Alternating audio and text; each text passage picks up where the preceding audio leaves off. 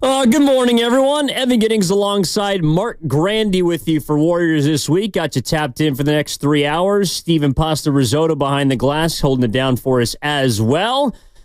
And Mark Grandy, at the beginning of, let's say, the Jimmy Butler era, I think there was like a whole host of perspectives or ideas of the way that this thing could go. It might go completely off the rails, and the histrionics of past would destroy what the Warriors had built, which in large part was nothing. It might have been something that could take the Warriors to unbelievable highs, which Draymond Green has promised as of a week ago, or it could have been somewhere in the middle. But it seems to be right where Draymond Green has so far promised, and that is ascending upwards. They beat the Kings last night in pretty dominant fashion, and all is well for a team that was dead in the water as of, 2 weeks ago. It's crazy how quickly things can change, right? I mean, this was a team who, as you said, so many of us, felt that this team needed a miracle to turn stuff around, and it only is 5 games. They're 4-1 in that stretch. They very easily could be 5-0. A couple of the wins, though, could have been losses. But it is hard, Evan, to look at this team right now and not have some sort of renewed optimism. Whether it is optimism that reaches the level of Draymond Green and the Warriors, who say they're going to win a championship, or if it's just optimism of, I think they can go to the playoffs, and if they get there, they're a tough out. Regardless, that is much, much, much higher than I think most of us felt prior to the trade and even right after the trade for Jimmy Butler. Yeah, I mean, I think that, look, it's hard to not feel good about what they've been doing, and I think there's still obviously a lot left to prove, but the energy, let's just start with last night. They come out and they beat the Kings by 26 points. They go up by 15 at the break. They're up by 20. The Kings push back. The Warriors knock them off their perch, and they win going away.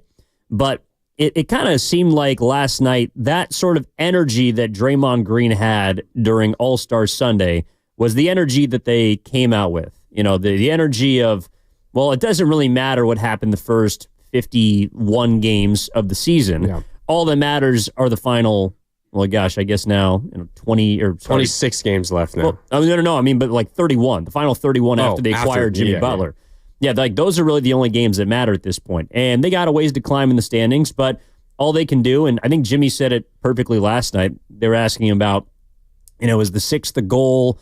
Are you looking at the standings? And he's like, if we win, all that will take care of itself. If we win games, it doesn't matter. Like, this team is, I think, locked in. And that's exciting because it feels like they were kind of a broken ship that was trying to fill and plug holes for about a month and a half. Well, yeah, and also Draymond last night talking about the acquisition of Jimmy Butler and was asked something along the lines of did you guys know what you were lacking and you needed the extra star power? And Draymond essentially says, yeah, well, when you've done it 4 times, as in you won a championship 4 times, you kind of know if you have it or if you don't. And if you don't have it, you kind of know what you need. And he said essentially that's why we were involved with trying to acquire Kevin Durant again, why there were talks around so many stars, and why they ended up getting Jimmy Butler, because they knew they were missing something and they know what Jimmy Butler could add. And it is just a legitimate another star player who gives them something that they haven't had in a really long time. I think about last night's game, Evan, and the game, honestly, followed a very similar path that a lot of Warrior games have even before Jimmy Butler. Warriors play great for a half. They build a 20-point lead, and you're thinking, okay, like, this team looks pretty good right now, and then the other team makes a run, right?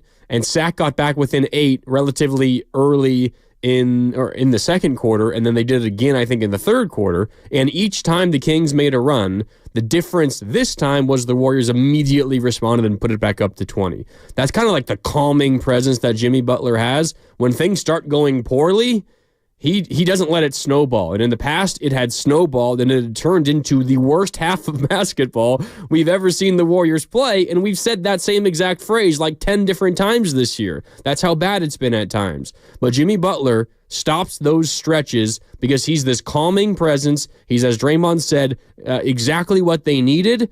And without him, I think that Kings run last night would have continued, and we might be looking at another one of the worst losses of the year. Yeah, you know what happened when the Kings began to make their runs in both of those halves? They gave the ball to Jimmy Butler. Curry came in. Just saying, they made those runs on Curry's watch. Like, when the Warriors pushed the lead up to double digits in the first half, It was because it was when Jimmy Butler was on the floor.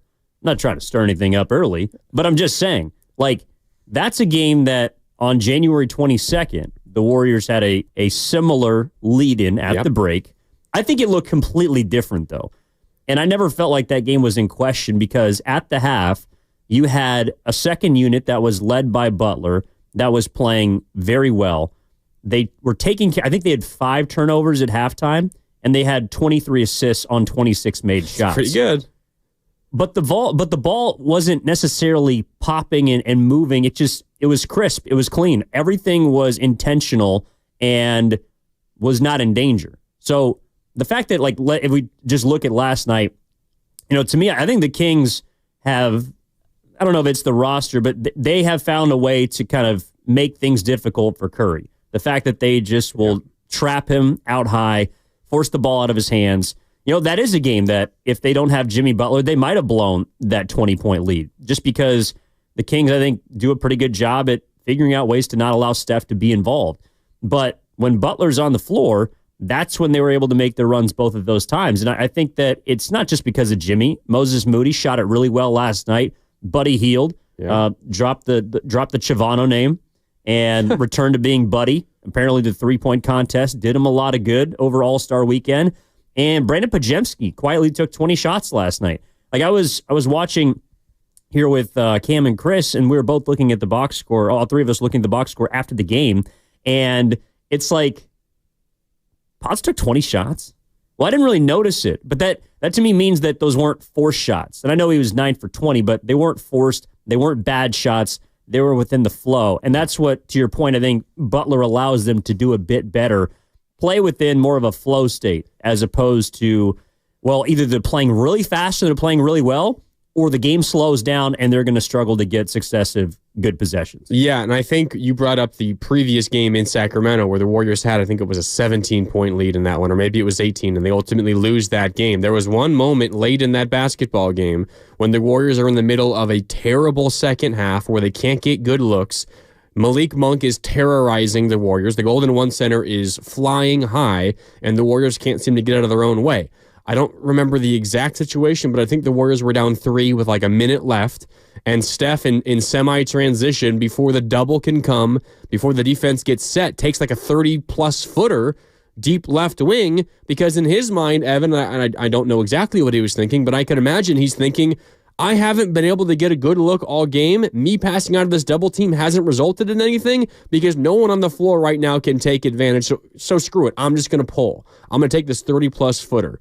The Kings defended Steph the same way last night. It was the anyone but Steph game plan. We're going to double him. We're going to trap him. We're going to get the ball out of his hands. The same exact thing that led them to their comeback win last time the Warriors were in sack. The difference was the other Warriors, led by Jimmy Butler, as you're laying out, just so much more consistently getting good looks. And it's not really a question of if those shots are going in, just if you're getting good looks. The Warriors in the past without Jimmy Butler are not getting good looks when Steph would pass out of the double team in any consistent level. Now with Jimmy Butler, they are. And there's no surprise that Pajemski's playing better, that Moody is playing better, that Hield is playing better with Jimmy Butler, because Butler takes a lot of the pressure off. He's a legit number 2 scoring option. But as you laid out, he's also the guy who can break down a defense. If you have an advantage when 2 guys are defending Steph, he'll find the right guy. He's an extremely underrated passer, and he gets everybody else good looks. So I think it's really interesting to compare and contrast how last game against Sac went and this game against Sac went, because the Kings, for all intents and purposes, played their same strategy defensively. But this time the Warriors were able to pick it apart. Last time they had no shot.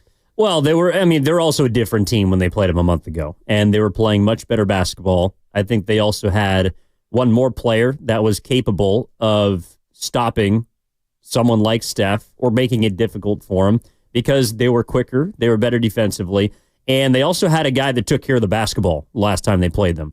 They swapped De'Aaron Fox for Zach LaVine, who was atrocious last night. They don't really have a point guard anymore.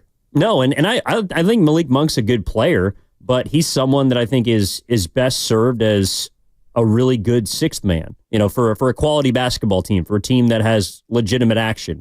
Now he has to be the point, and he can do it, but they don't have other players that can really take care of the basketball. In fact, they were only in that game in the first half because DeMar DeRozan couldn't miss.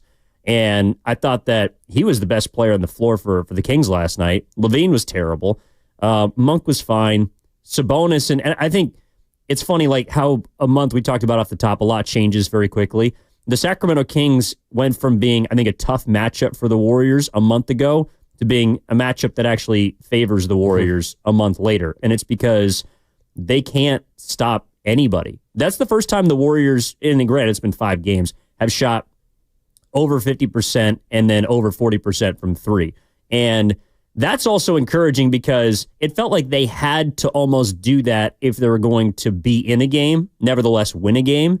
Now, if they're shooting 40+% from 3-point range, and I think they'd been at about, as a team, like 30%. They're 30% over their first 5 with Jimmy Butler.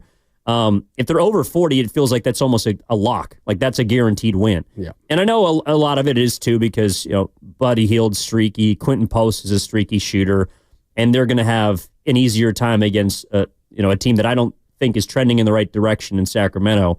But overall, if the Warriors, it's like when they shoot well now, that's gravy. And I over the course of the show, I do want to get into not just what we feel is different about Butler compared to the past, but what literally is different, because I think they're a group now that I can see rattling off, I don't know, maybe 7 of 8 or 7 of 9. And they're already over halfway there with their 4-1 start. But is it different than the beginning of the season?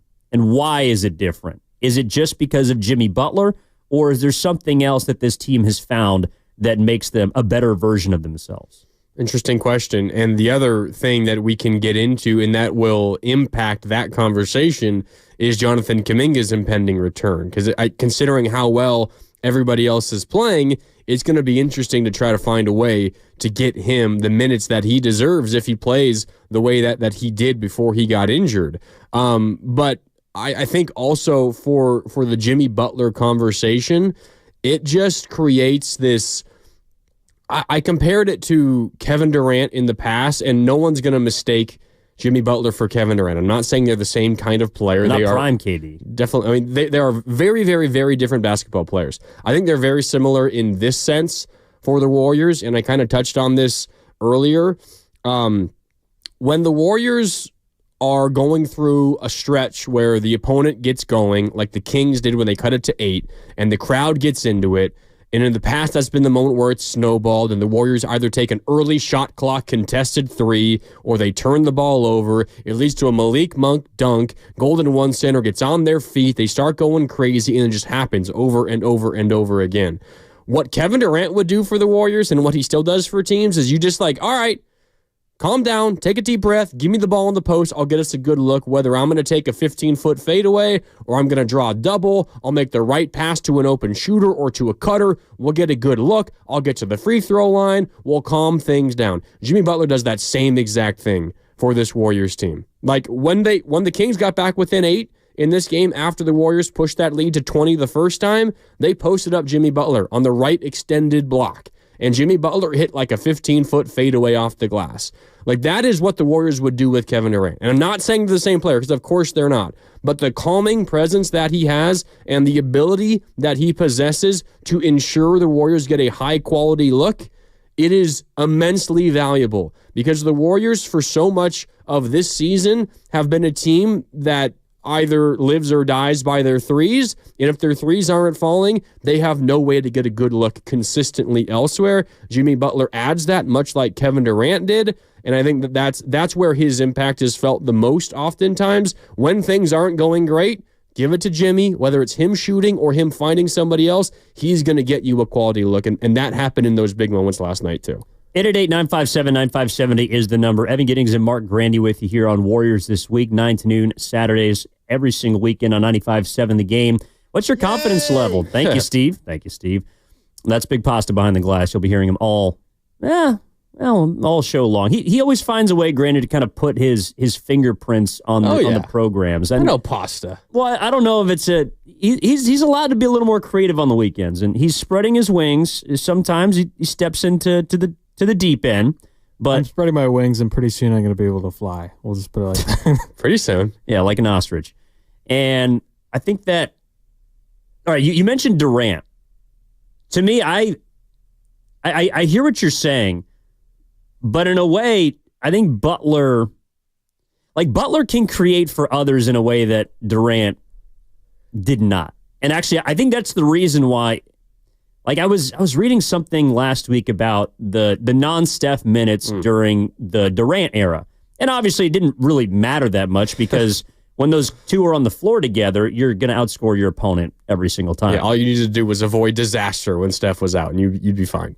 Yeah, but that's the thing is they didn't really extend leads that much when Steph was off the floor. And Steph was so good that when he's on the floor, you're just blowing out your opponents anyways. But KD wasn't a guy that you could throw in for, let's say, 6 or 7 minutes like they did last night against Sacramento. And not only do you keep the score the same, but you actually take like a 15-point lead. Butler, I think, is different. Now, he's not better than Durant. Durant's one of the most prolific scorers in the history of basketball.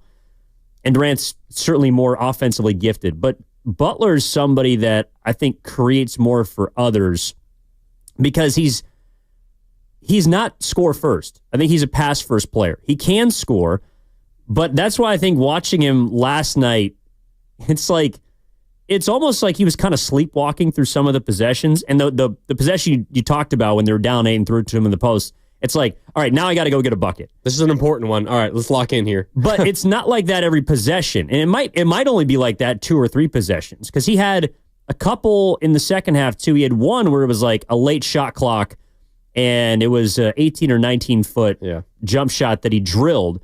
And that's not always going to go in at the same rate as a Kevin Durant. But to me, Kevin Durant's impact was on just how many points can we put up in 6 minutes?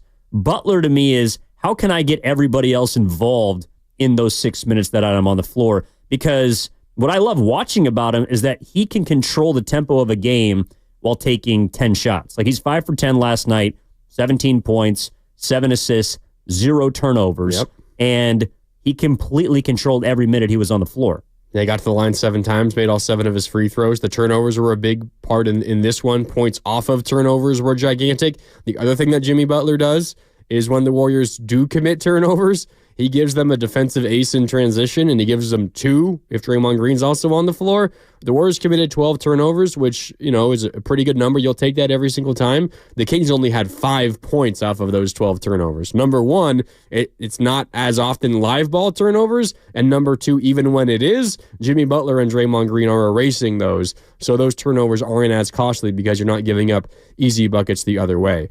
Jimmy Butler, his impact, I think you can, and this is what you're talking about, it can be felt in the non-Steph minutes because one of the first things, that Steve Kerr said when they acquired Jimmy Butler was he's going to play every single non-Steph minute. Stephen Curry in his 31 minutes last night, his plus minus 0. 0 in a game in which you won 132 to 108. Yeah, Steph stinks. That's the theme of the first segment, apparently. You won this game by 24 points, and you were 0. You were net even with Steph Curry on the floor in 31 minutes. That means in the 17 minutes he was off the court, you outscored the Kings by 24 points. There's obviously plenty of credit to go around, but that does not happen without Jimmy Butler. No doubt. Well, so you're saying the Warriors they have to survive the non-Jimmy Butler minutes. Yeah, that's exactly what I'm saying. The non-Butler minutes have replaced the non-Steph minutes. No, it's well, I don't know if it's the non-Steph minutes, but I was talking about this with Dan last week, and it's not the non-Steph minutes anymore. It's just the Jimmy Butler minutes. Yeah. Like those are the minutes that you can now envision winning, or at least remaining the same. He's another superstar caliber player. I know that he does it differently, literally, like his own way. And he's a guy that is at some point, I think, going to cause a ruckus. But like I've likened him to Jim Harbaugh. When Jim Harbaugh steps into a program, they win immediately. And he is a little strange. Everyone kind of falls in love with him. He's a good quote. He's quirky. And his teams are just, for some reason, not the most talented always, but they find ways to win. And they do it pretty quickly, and they have an immediate turnaround. And then by the end, 2 or 3 years later, he leaves a burning house, and everyone is like, why the hell did we hire this guy in the first place? Because he's got a shelf life. Well, Jimmy Butler's shelf life is 2.5 years. But right now, everything is great, and this is the honeymoon period. And that's why I wonder how Warriors fans are feeling about this honeymoon period, because I think on the heels of just how badly they'd played, 12 and 20 over the previous 32 games, it's got to feel amazing. And I don't know if we have a lot of smart fans out there, and I don't think that people are all of a sudden catapulting them into title contention. But I just enjoy the fact that, granted, we can have discussions about basketball now. We can talk about what happened on the floor against the Kings. We can talk about some of the trends that we've seen through the first 5 games, what other players are playing really well. Like, for example, the best player in these 5 games via plus minus has been Brandon Podziemski. Moses Moody's been number 3 in plus minus. Some of those guys around are also reaping the benefits of Jimmy Butler's integration. Yeah. No, I mean, Podziemski, you mentioned it with the 20 field goal attempts last night, but it was in the flow of the offense. Podziemski is a guy who's been playing, really his stretch of good play goes back even before the Jimmy Butler acquisition. It was when he returned from his abdominal injury, which kept him sidelined for quite a long time. He had a really rough start to his sophomore year, and honestly, the conversation got to a point where there were a lot of people out there who felt like he was never going to be a positive player again, which was kind of crazy to me. Podziemski's been... Is he back to being untradeable? Everyone has a price. I thought it was always fair to consider trading him if you were getting a legitimate star in return. It was totally fair to consider him in a Lowry Markkanen deal and a Paul George deal, although I think the Warriors are happy they specifically didn't make the Paul George deal. That was always fair to me. But the discourse got so far to one extreme where it was just include him in any deal, get him out of here so Steve can't play him anymore. He's a negative. He won't be a positive. That was always madness. Podziemski, what he did last year as a rookie, he led the team in plus minus on a team that won 46 games, however many games it was last year. That's a quality basketball player, and he had a rough stretch. There's no doubt. No one is arguing that. But he's a player entering his second year in the league, an offseason full of his owner, his coaching staff, everyone around him gassing him up, telling him he's a future star, and he said he wants to be the face of the franchise. The pressure that puts on himself, difficult to deal with. Bad stretch, no doubt.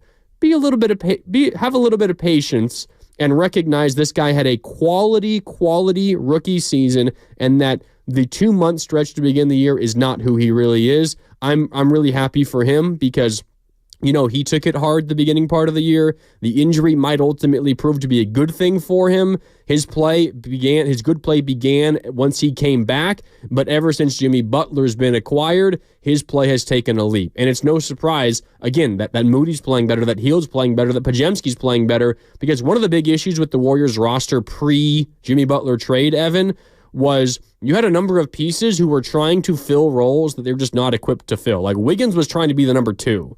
And Podziemski was trying to be the number 3, and so on and so forth down the line. That's not a recipe for success. Wiggins, in no world, except for the 2022 run when he was amazing, is not a number 2. That's not going to work. Podziemski isn't a number 3. Moody isn't a number 4. You slide all those guys down a peg, and suddenly you're cooking with something that has some legitimate staying power, because those are guys that are more fit to lead in those roles as opposed to what they were being asked to do before Jimmy Butler. Well, I don't know if Podziemski's being asked to be a number 3 scorer, but he was last night. Yeah. And this is, again, I'm curious to see how they can continue to grow, because one of the reasons I thought Podziemski struggled in the year is because he was being given too much. He was the starting 2, or was a guy that was playing the most minutes. Well, right now in these 5 games, Podziemski has played the most minutes of anybody. He's been elevated to the starting shooting guard position. But the Butler part of it, to me, it's Pods isn't shooting that well. He's 7 for 28 his last 5 games from 3. That's not very good. But his impact has been greater. And that, to me, is where you're seeing the Warriors play a little bit differently. That's why I'm encouraged about take Pods, but the team as a whole. They haven't shot it particularly well, but they're still number 5 in offensive rating over this 5 games. I don't think defensively we figured out how good this team can be, or even if, someone like Draymond can stay at the 5, if Moody is going to be the 4 when Kuminga comes back. There's still a lot of questions, and there's more room for them to get better, but they're still playing quality basketball right now. They're playing, and they've beaten bottom feeders, but that's not something that they were able to do before they got Jimmy Butler. So you're right. Everyone has slid down a peg, but I wonder if Podziemski is going to continue to play and have this kind of impact. Again, to me, it's like he's shooting 31.5% for the season from 3. That's not something that's going to take a leap into the 40s immediately. I don't think he's going to be a rocket launcher from 3-point range, but how can he continue to have the same impact? That is what, to me, is the most fascinating part about this Warriors squad, that they can continue to play well, but they're not maybe a team that statistically is going to jump off the page. All right, one segment down. We got you on the other side. If you want to get into the conversation, 888-957-9570 is the number. I see your text. We'll clean them up on the other side. Thank you to everybody that's filing in on YouTube and Twitch, powered by First NorCal Credit Union. That's Mark Grandy. My name is Evan Giddings. This is Warriors This Week. We're back after this 95.7 The Game.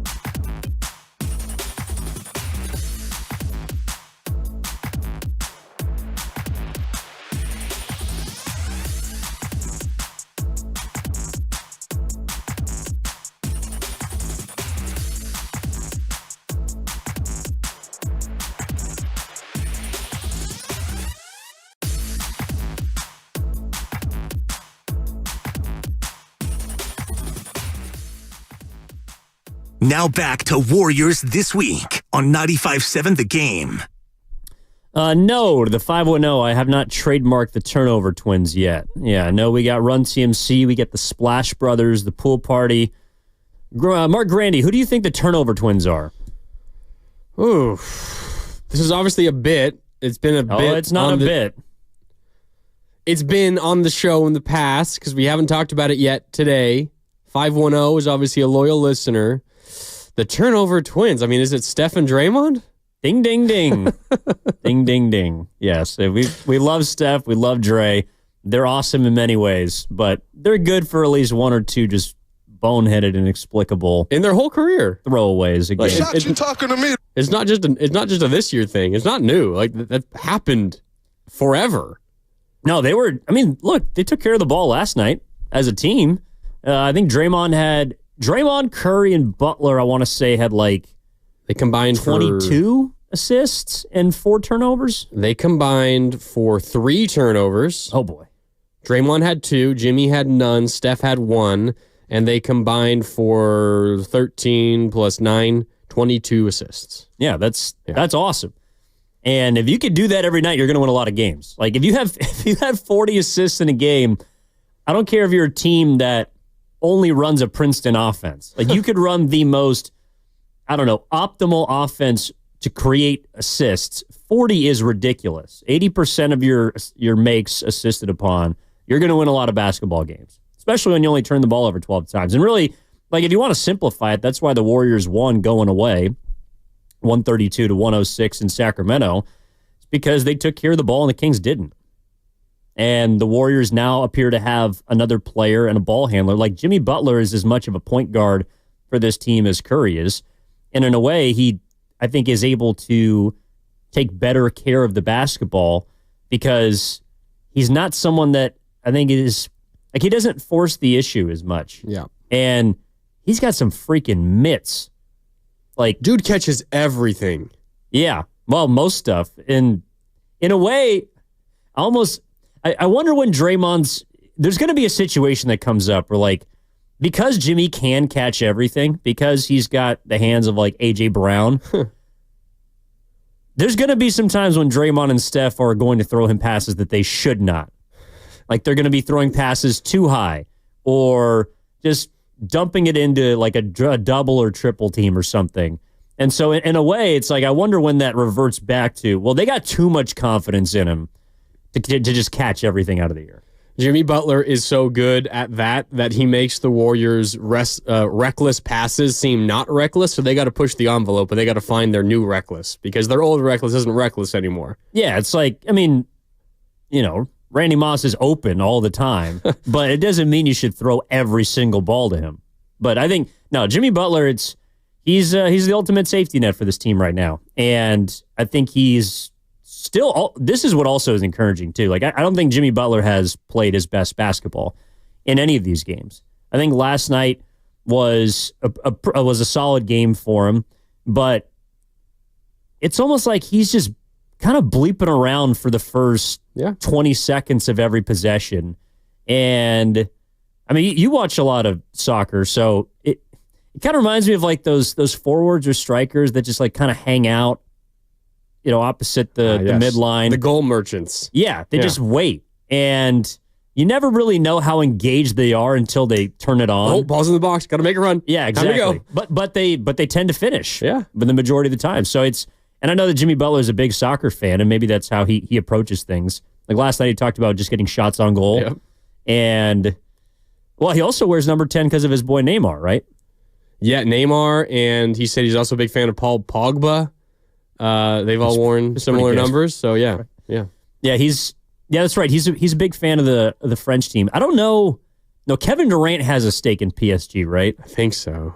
I just know that. So Jimmy Butler, he has I don't know if it's as active, but he used to have, when he was at the beginning of Miami and in Philly, he used to have like this YouTube channel, and he would go on these really exquisite international trips, and he would like film all of his travels. And a lot of it was him doing these different workouts on beaches, and he is kind of a strange way. He doesn't, lift weights in the typical fashion. He does a lot of different, kind of interesting cardio work.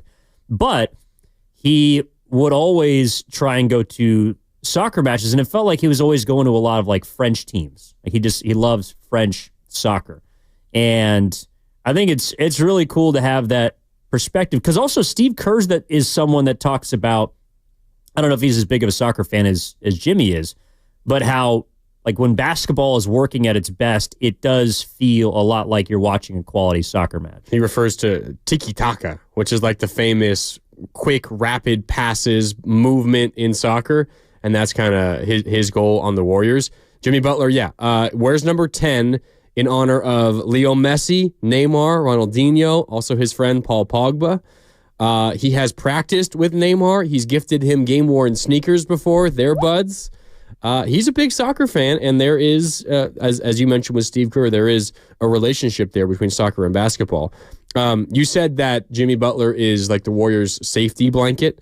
Let me read off a couple of numbers for you. This is turnover margin for the Warriors in Jimmy Butler's 5 games.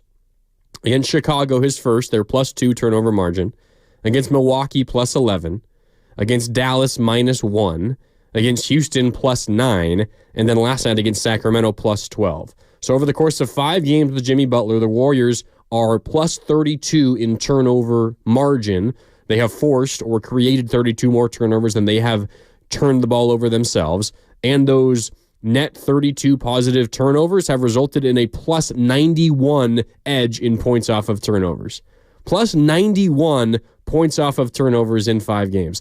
I don't know what like categories you would look at, Evan, when the Warriors would blow a game or they lose a close game or they blow their 15-point lead in the fourth quarter. For me, it's points off of turnovers, and that's consistently one where the Warriors would always lose in the 5 games with Jimmy Butler. +91 in that area. That is a huge identifier of success. Again, it is, but I would also venture to guess the one game that they've lost that category would be against the Mavericks. I'll confirm that for you. That would be my guess. They were -1 in just the turnover battle themselves. I'll find the points off turnovers. Give me a sec. So even if they weren't, that's fine. They're -1. What do the Mavericks have that the other 4 teams that they've beaten do not? Kyrie? Well, just a true point. Like, with all due respect to Kobe White, Lillard was pretty much had to play the 1 and the 2 because Giannis wasn't available in that game, and he had to score a bunch. And then Houston, Fred VanVleet is hurt. And so, like, Amen Thompson's kind of their de facto point guard right now, who I think is a good player, but he's very young. And then last night, it was Malik Monk, who at the beginning of the season is not a true point guard. So, I that's a good sign. That's encouraging. But again, when you begin to play, well, you're going to see Kyrie tomorrow. When you begin to play, I think, better opponents, that's where we can have the conversation of, all right, is this something that is legitimate?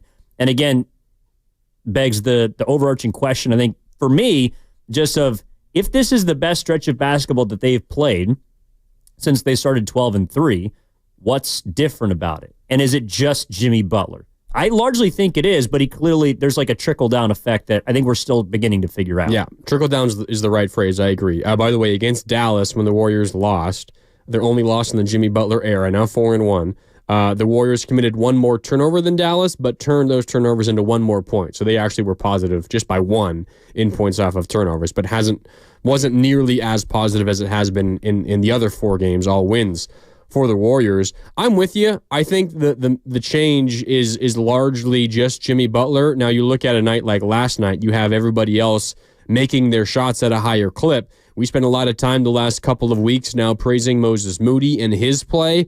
It's kind of gone, I think, under the radar how much he struggled shooting the ball this month, especially from downtown. He's been shooting like 20-something% from deep this month prior to last night.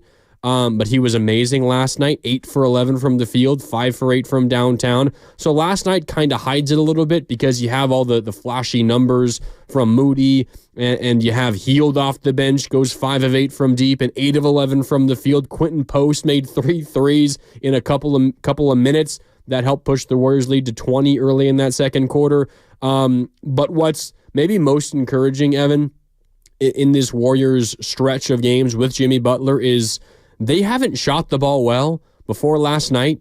like they've honestly been pretty bad shooting, and it's been a lot of open looks. Yet despite that, despite shooting sub 30% from downtown in multiple games with Jimmy Butler, they've won multiple games shooting sub 30 with Jimmy Butler. Previously, Jimmy Butler, before the Warriors acquired him, that whole rest of the season, before these last 5 games, if the Warriors had shot sub 30% from deep, they had just one win. In 5 games with Jimmy Butler, they've shot sub 30 from deep 3 times. They've won 2 of those games. So Jimmy Butler just gives the Warriors a different way to play and to win. If their shots aren't falling, they still can win basketball games. One, because the defense has improved, at least the help defense. Point of attack is another consideration, and I think Kuminga returning will help them there. Moody has been better at that. You hope Podziemski can hold up there on the perimeter. But the defense, especially on help, is better, and then you have a different way to attack defenses. And now this is a Warrior team that doesn't have to just hope you hit 40% from downtown to win. They can win in other ways. Well, they can win in other ways because they now do the 2 things that they could not do before Jimmy Butler. What's that? They can get to the free throw line and they can score in the paint. Yeah. And I know that Jimmy Butler has still had his layup gaffes. The whole team last night for a stretch did. Yeah, but I think we're a bit jaded because we've seen it for so often that when it just happens, we're like, oh my God, here we go again, even though it maybe happened like 3 times last night. Well, there was a stretch over maybe like 45 seconds where they missed like 4 gimmies right around the rim. Yeah, I think that was in the first half. That was a bad stretch of basketball by both teams. That was really ugly. But again, it's okay, so let's just look at how Jimmy Butler has impacted the 2 things they could not do, which was make layups or score inside and get to the free throw line. Before Jimmy Butler, they were bottom 5 in free throw attempts per game. Since he's joined the team, they are number 8. When he was not on this team through 51 games, I believe they weren't terrible on points in the paint, but they were like 18th or 19th. Now they are top 10. So he's immediately given them a boost in both of those categories, which means you're less reliant on making threes. Their 3-point rate has been a little bit lower. Their percentage has actually been way down. Like, they've shot at close to 30% from 3-point range since Jimmy Butler's gotten here. Yeah, not good. And they're still playing really efficient basketball on that end because there's different ways to score now. It doesn't have to be a 3-point shot. They're still rebounding the ball well, and they were a good offensive rebounding team even before Butler got there. But they're still rebounding it well. But those second chance opportunities are now becoming, well, it could be a layup. It could be a 3-pointer. It could be a mid-range. It could be a player getting to the free throw line. To me, they're more diverse in the way that they're able to score. And so whereas Kerr is going to step to the podium 2 weeks ago and say, well, we're dead last in points in the paint and we're dead last in getting to the free throw line. It's like, now that's not the case anymore because Butler makes everyone's job that much easier, as in addition to he himself impacting those statistical categories. Yeah, I also think the other thing, and we touched on it earlier with the turnover battle, I think one of the areas, I know I often overlook this, we think of turnovers more so as just giving opponents easy looks at the rim. You commit 20 turnovers in a game and your opponent commits 10, unless you are dominating the offensive glass, like you are just simply not getting up as many field goal attempts as your opponent. And as Jimmy Butler said, when talking about the turnovers and just taking care of the ball, the more shots on goal you get, the more field goal attempts you get, even if you're shooting 40% from the field or 30% from downtown, the more you take, the more you're going to make. Oftentimes, basketball games come down to which team gets more field goal attempts off. Because that's just an encapsulation of offensive rebounding, defensive rebounding, and taking care of the basketball or forcing turnovers. If you win the field goal attempt battle, you have a major leg up, and oftentimes the Warriors would lose that. With Jimmy Butler, as you said, they're already a good rebounding team, offensive and defensive, specifically offensive rebounds. Now they're a much better team at taking care of the ball and at forcing turnovers elsewhere. They're winning the field goal attempt battle more often, and that's translating to more wins. Pretty simple. I still think they're pretty small. Like Jimmy Butler's their biggest player in this new lineup. 6'7". And that's something that I think also, I don't know, maybe just because they won going away, but that starting 5 feels like it's here to stay. And I think that against bigger teams, it's going to pose some problems, but there aren't a bunch of those squads out there. I don't think they really run into a big team just because the Mavericks are banged up until their next road trip when they go and play like the Knicks. There's not a lot of squads that offer larger, lengthy wings or bigs. And so I think Orlando's pretty big coming up on Thursday. Orlando is big, but oh my God, they can't score. Oh my God, that game at Chase Center that they played against the Magic, what was it like? I forget what the score was through 8 minutes. There was like 13 combined points through 8 or 9 minutes of that game. That was a slugfest. Now Banchero's playing a lot better as of late. He had a really good game last night. I think they knocked off Memphis actually. That was a good win for Orlando. There were 3 minutes left in the first quarter of that Magic Warrior game, and it was 13-12. Yeah, Jesus. I mean, I felt bad for those backboards. It was terrible. But that's an Orlando Magic team that's going to struggle to score no matter what. And I think it's funny, like thinking about before the deadline, it's like before Christ, right? It's something that you just got to forget about now. But those were the teams, and I think that's why the Warriors were good against them. It's like teams that really struggled to score, the Warriors could beat and could hang with. I think that's why they had success against Houston even before the deadline. A team like Orlando that is awful offensively, they're going to be able to play well against. Now, I think it's, against a team like Sac, if Sac scores a lot, but the Warriors now are a team that you can envision scoring 115 or 100, or I guess 132. Yeah, 132 by far. I've scored 132 against Chicago, which was just an incredible second half. If you remember, that was Jimmy Butler's debut. 125 against Milwaukee, 107 in the loss to Dallas, 105 against Houston, and 132 last night. One thing that I've run into a lot, and I'm trying to kind of figure out how I view this whole thing in my mind, is the Warriors are 4-1 with Jimmy Butler. Yeah, it's a nice record. And that's if you were to ask after these 5 games, what would you like the Warriors record to be with Jimmy Butler? I might have come up with the 4-1 record. That seems like a fair number.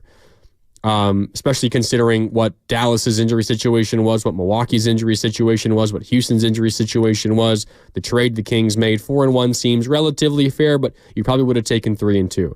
But you have a lot of people who are saying, well, wake me up when they beat somebody good, right? Chicago's not good. They just traded Levine. Milwaukee was without Giannis. Dallas they had 0 big men. Houston didn't have Van Vliet. Sacramento was Sacramento. They might be the 10th seed in the West, but almost by default, because the Suns don't know how to win basketball games and they're imploding from the inside out.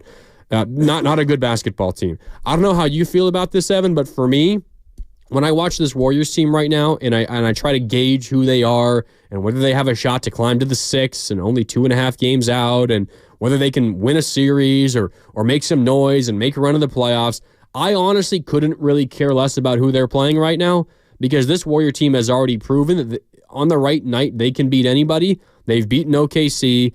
They've beaten Boston. They've beaten Houston 3 times. They've beaten Memphis. They also prove they can lose to anybody. They've lost to Utah recently. They've lost to some pretty bad basketball teams. They lost to Toronto in January. That's a pretty bad basketball team. It's less about who the Warriors' opponent is, and it's more about how I feel about the Warriors, because I don't know how you can watch what they're doing right now, listen to the way that they're talking, and deny that the vibe feels different. The Warriors' confidence feels different. When they go through a stretch where the opponent is rolling, there isn't like this freak out reaction from the Warriors anymore. They have a calmness about them, and it's less about who the opponent is. It's more about the feeling I get when watching the team. And you asked earlier, does this feel different? Is it different from the beginning of the season when they went 12-3? The 12-3 run felt a little less repeatable to me than this current stretch of basketball for the Warriors. This stretch feels like legitimate who they are as a basketball team, no matter who the opponent is. I can't help but feel incredibly encouraged because this feels like there is a legitimate path to winning almost every single night they take the court. Thank you, 510. I turned that Magic game off when it was 104-102 with 2 minutes left, and they did not win. Damn. I was hoping. But the thing is, all right, why I think that it's different than 12-3 is as much about Jimmy Butler as it is about roles. You didn't know whose role was whose during the first 15 games because he was playing 13 guys. And so when Kerr was giving you the 11-man rotation in the first half or closing with different lineups and was kind of puzzle piecing the wins together, it was impressive. There's no doubt about that. But now the Warriors have, I think, an established top 8 or 9-man rotation, and that's what you have to have in the postseason. If you're going to make a run, you got to know who your best 8 are against whoever the top 8 is on another team. Roll the ball out there and let's play. And again, Butler, I think, makes that top 8 a bit more definable, but it also makes the roles of these players expected. You know, Moses Moody now has a role on this team as one of the forwards. Brendan Pajemski has a role on this team, whether it's with the second unit or now with the starting lineup. And I think it's easier to know what to expect from a player's perspective in addition to what I'm watching on my screen. I think the rotations now, like Curry's rotations, are a bit more set as opposed to going up and down. Kerr said last night the 33rd starting lineup of the season, which is the most in the NBA, is going to be set for some time now. And again, I still would like to see it against better teams. You know, the idea that you're just going to, like, if we are going to talk about this team as a contender, like they want to be viewed, and like Draymond is promising us that they can be, well, then I do have to gauge how they play against better competition. I am going to measure them against the teams that they'll have to beat, which are right now the top 4 seeds in the Western Conference. Like, if they played the Denver Nuggets today, I would much rather put my money on the Denver Nuggets, who are playing unbelievable basketball and I think have the best player in the world. So if we're going to put them in that conversation, we have to talk about them as such. But that's why I guess I'm still in a little bit of wait and see mode, because I think there's more data that we can collect. I'm just also enjoying watching Jimmy Butler play because I've really liked him for a long time. And the fact that he's now able to come in and not have to be the number one every single possession, every single night for a team is something I think he's enjoying that too. Like he plays his game, and I think he was the most impactful player on the floor last night, but he doesn't have to do that every single game. You know, if Curry doesn't play well over the course of, let's say if they have 4 games in a week, he has 2 good, 2 bad, which was kind of what he was doing before they got Jimmy. Well, Jimmy can now help you win the 2 games that Curry's not playing well. And if Curry does play well, you're probably going to get those dubs or at least be in a game anyways. So yeah, I think both of those 2 guys, to me, watching the way that they have played together and the way that they complement each other, that's what I've enjoyed about the first 5. Yeah, no doubt. And I mean, we talk about how Butler impacts Moody and Hield and Pajemski. He's also having a dramatic impact on Steph. You have nights like last night where Steph only gets up 13 attempts but scores 20. You mentioned Butler, maybe the best, most effective, influential player on the court for the Warriors last night. Probably true. It was because of the way that the Kings were defending Steph. But Jimmy Butler also unlocked Steph. The question that opponents now have to ask themselves is, do we still want to double and trap Steph like the Kings did last night? Or are we too fearful that if Jimmy Butler gets the ball in his hands and he has a 4-on-3, are the Warriors, Jimmy Butler-led Warriors, going to be able to make them pay enough? That's the question that opponents are asking. And what has happened for the most part since the acquisition is teams are playing Steph a little bit more straight up.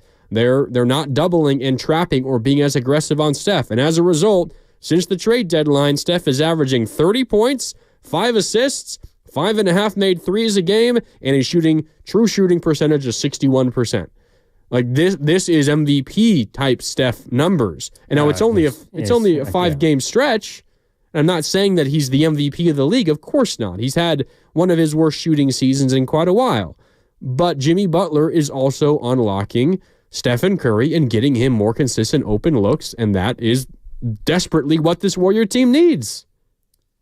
Yeah, but it's also Curry's had these stretches before. It's not about can he shoot it well in 5 games. It's about can he shoot it well over 25 games. Yeah, but over a small sample, the early returns are very encouraging. He's getting better looks. Yeah, but he also didn't need Jimmy Butler the first 15 games of the season when he was shooting the crap out of the ball. But then bilateral knee tendonitis sets in, dealing with some nagging injuries. I think that Curry he's playing with adrenaline right now. And eventually that adrenaline is going to fade. And so, it's not as much about Steph. And I get that it's always about Curry and it's about his 5th title and it's about trying to maximize him in this window. What I like is that it seems that even if he has a bad game, they can still win, which has not been the case for the majority of the year. Even if he plays well, they haven't been able to win every single game. And that's to me where Butler is most impactful. It's not about just Steph. Like, if you're going to win a championship, you're going to need Moody to play well, Pajemski to play well. Excuse me. Dump that, Steve. Sorry. You need Chavano to shoot it well. Buddy Hield. Like, you need other guys outside of just Curry. And I know those stats are great and they're happy and they're great and they're awesome. But he's shot it well before this season. And I don't just want to make it out to seem like, all right, well, Curry's the only one that we need to care about playing well. Hey, everybody, we want to get into the conversation on the other side. 888-957-9570 is the number. Mark Grandy, Evan Giddings on Warriors this week. We're back after this.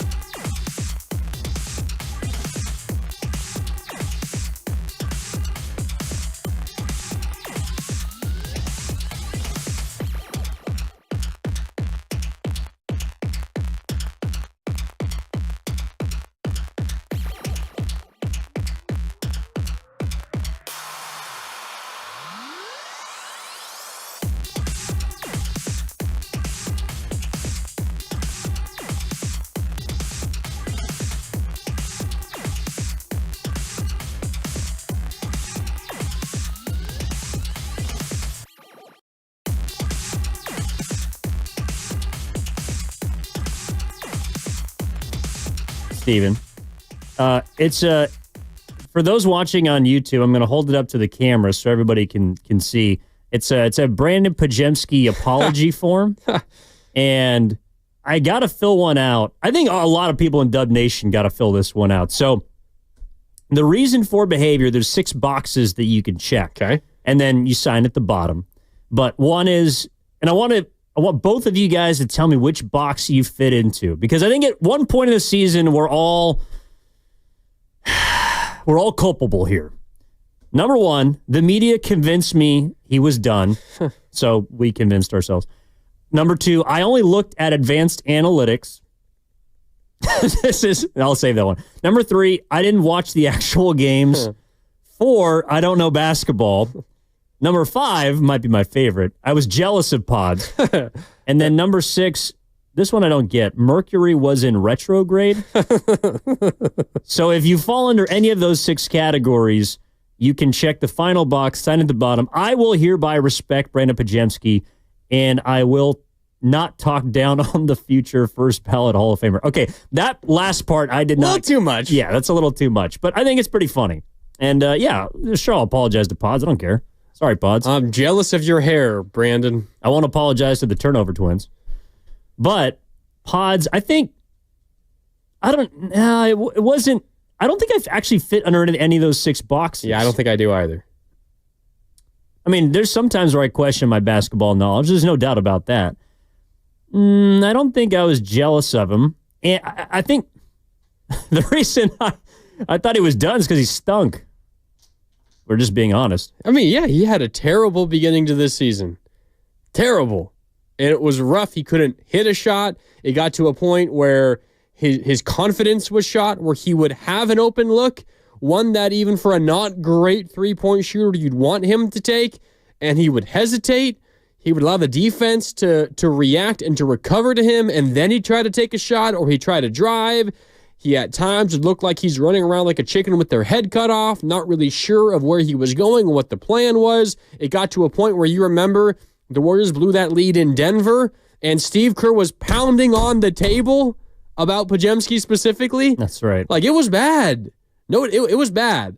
But the discourse got to such an extreme that it was not within the right viewpoint. It got to a point where he should be traded away, not to get some star in return, but just to get him out of here because he's tanking the season, and Steve Kerr doesn't have the guts to bench him, so just take him off the floor entirely, take him off the team so Steve Kerr can't play him anymore. Like, it got way too aggressive. Pajemski was awesome as a rookie. He had a He was good. He was awesome. He was good. He led the team in plus minus over the course of an entire season. They missed the postseason. They won 46 games. Did they make the playoffs? No, but they won 46 games this year might get you the 6th seed. If he was so good, why did they get blown up by 30 in the building they just won by 30 I'm not last calling night? him a Hall of Famer. He was really, really good last year. Yes, he as was a rookie. He was good. He had a very solid rookie season.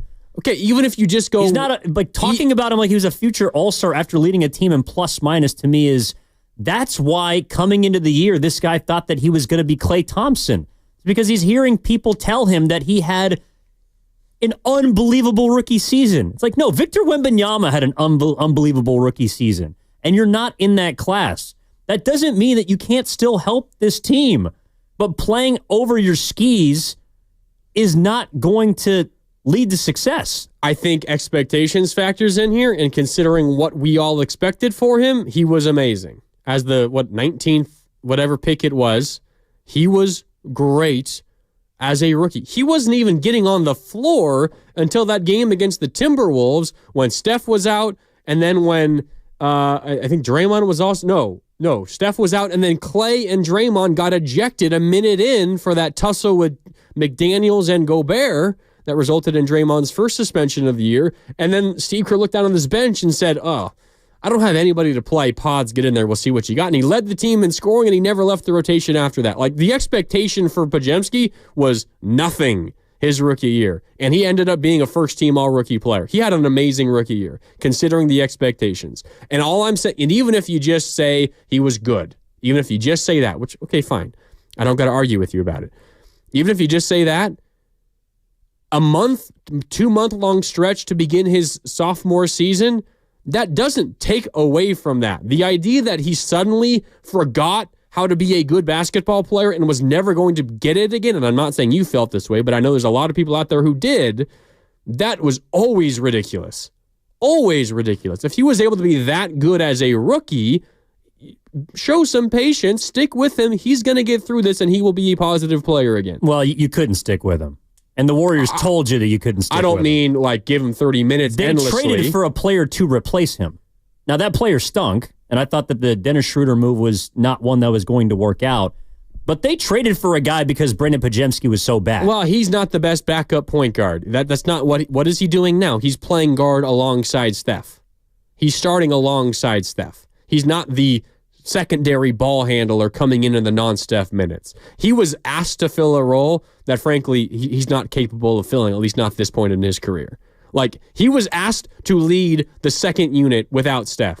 There is not a more difficult job on this Warrior team. That's why Jimmy Butler's in here now, because he can now lead the non-Steph minutes. Well, but he also starts. Like, Pods was a guy that last year was starting. And if he had this amazing season, I don't think it was crazy to think that going from the starting lineup to the bench was that big of an ask. And it wasn't just that he couldn't do it, at a good enough level for them to be even. Like, he was objectively awful to begin this season.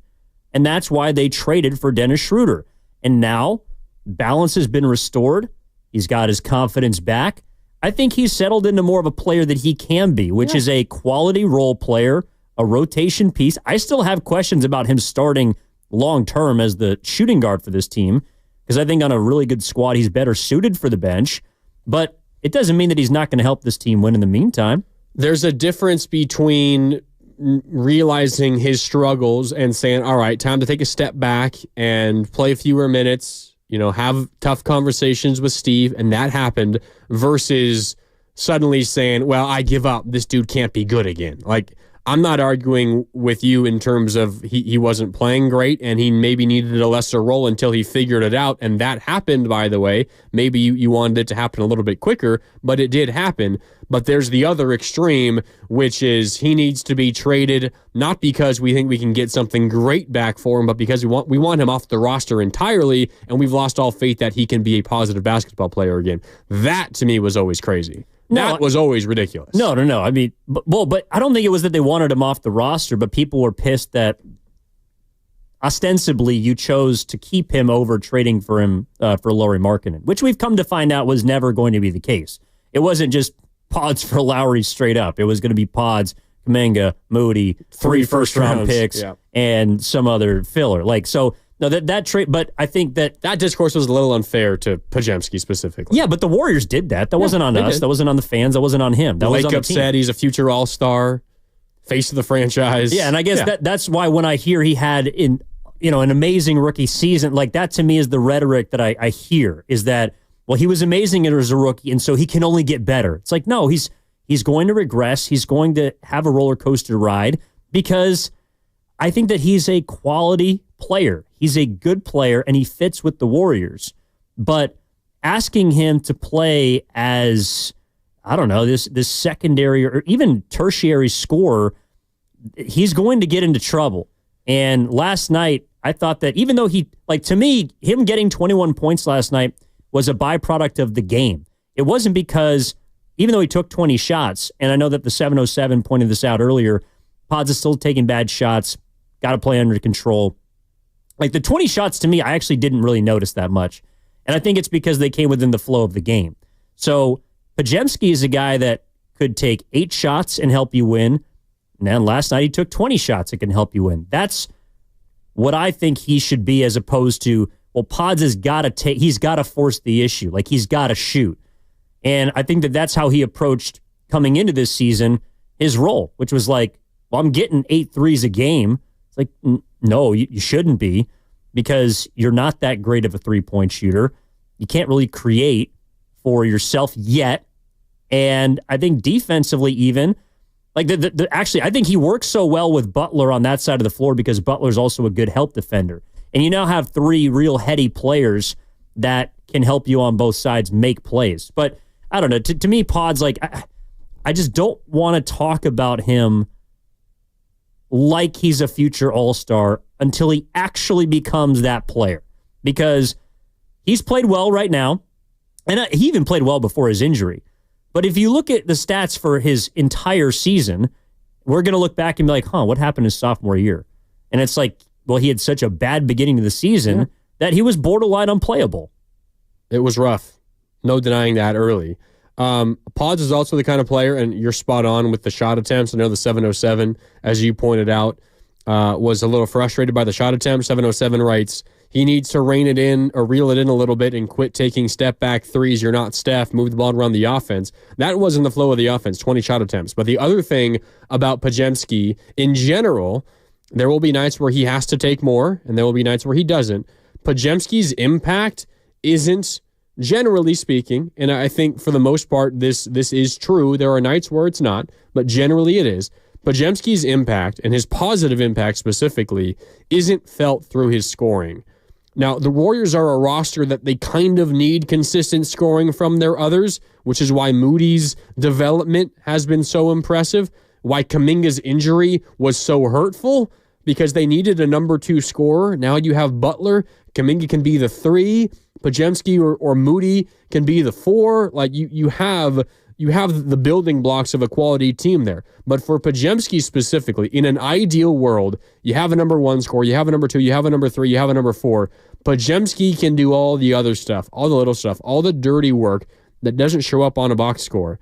But then you look over at the very final line of the box score, you see the plus minus, and you say, wow, he led the team in plus minus. That's just what he does, because he does a lot of the small things. He has some Draymond in him where his impact is larger than generally what you see and the points that he scores and the shots that he puts up. Again, I'm not saying that Podziemski's a Hall of Famer and a future All-Star. Who the hell knows what his ceiling is?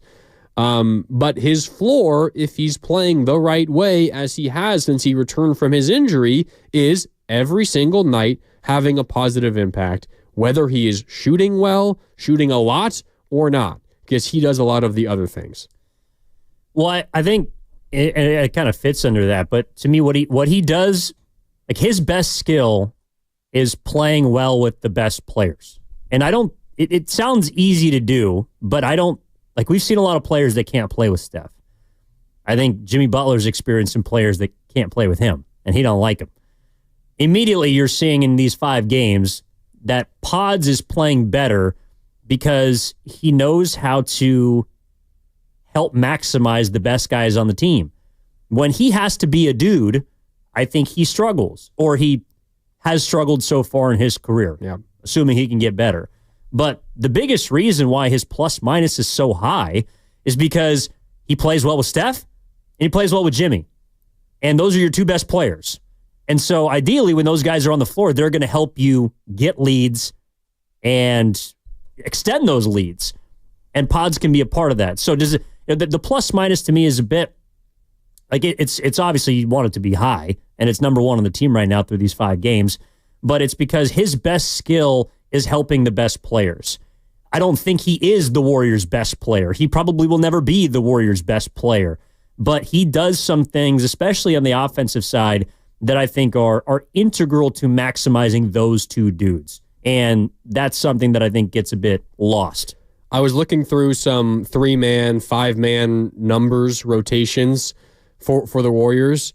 And, you have the advanced analytics and the stats to back it up. Oddly enough, Podziemski with Curry and Butler hasn't been great, which is part of the starting lineup. But what really jumps off the page for 3-man groups that feature Jimmy Butler, so in the last 5 games, the one that stands out more than any of the others, Evan, is Jimmy Butler, Brandon Podziemski, and Draymond Green. Those 3 have played 85 minutes together in the last 5 games. The offensive rating is 122. The defensive rating is 99. That's a net rating of 23, positive 23. And of 3-man groups that feature Jimmy Butler, it's like by far the best.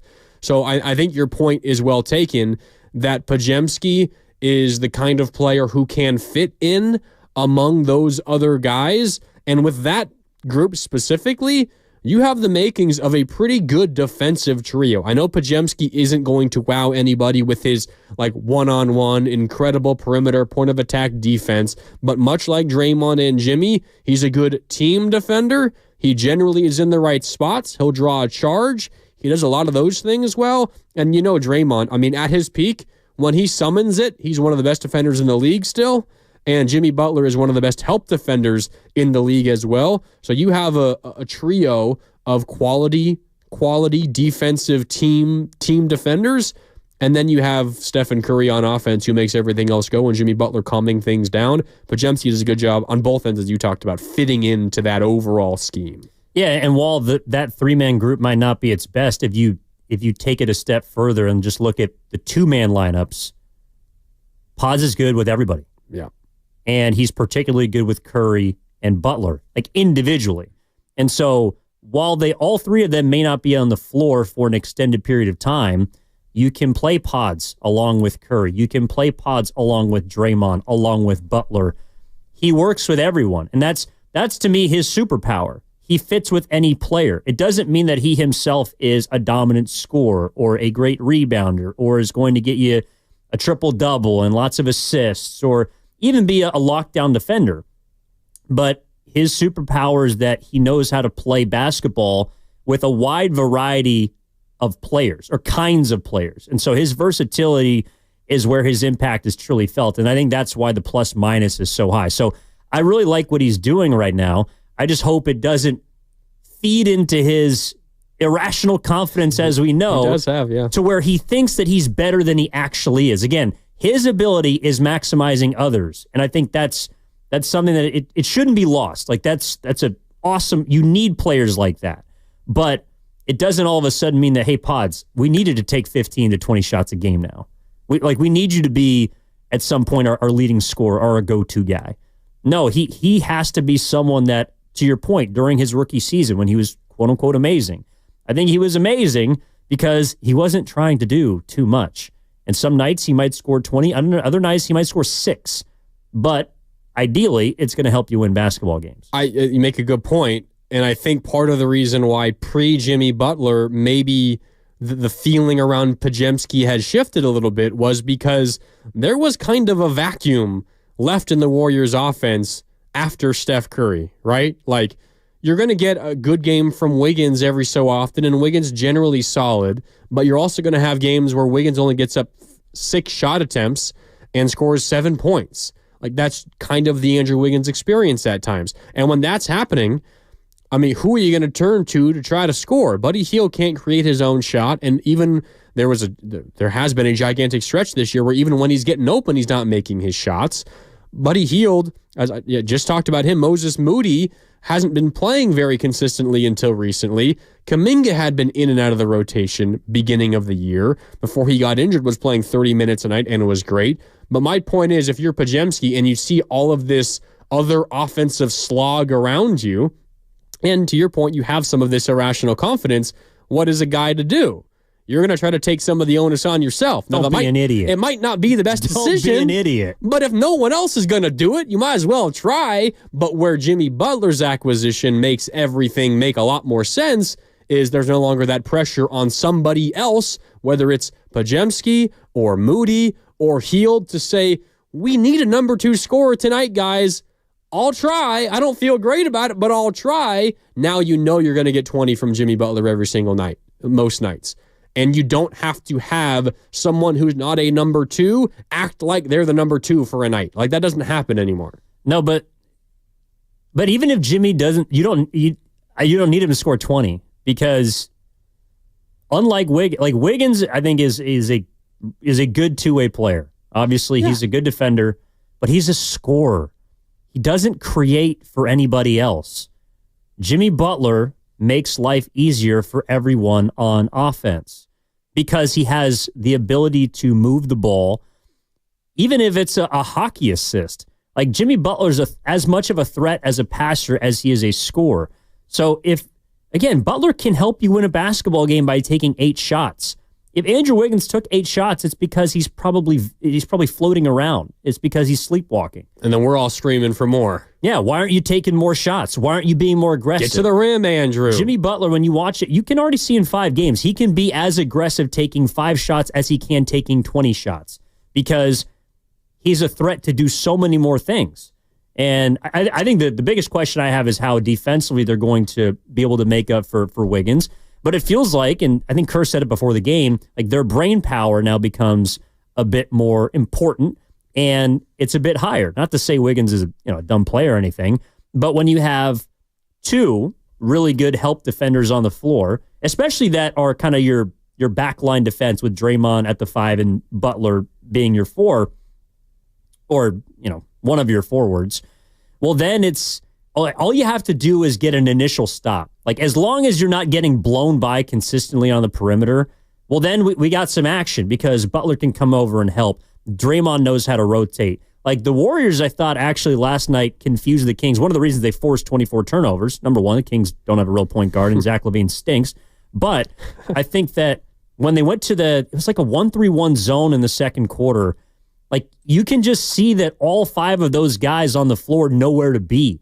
And they're rotating to the point where it's confusing enough that the Kings were trying to thread needles that weren't there.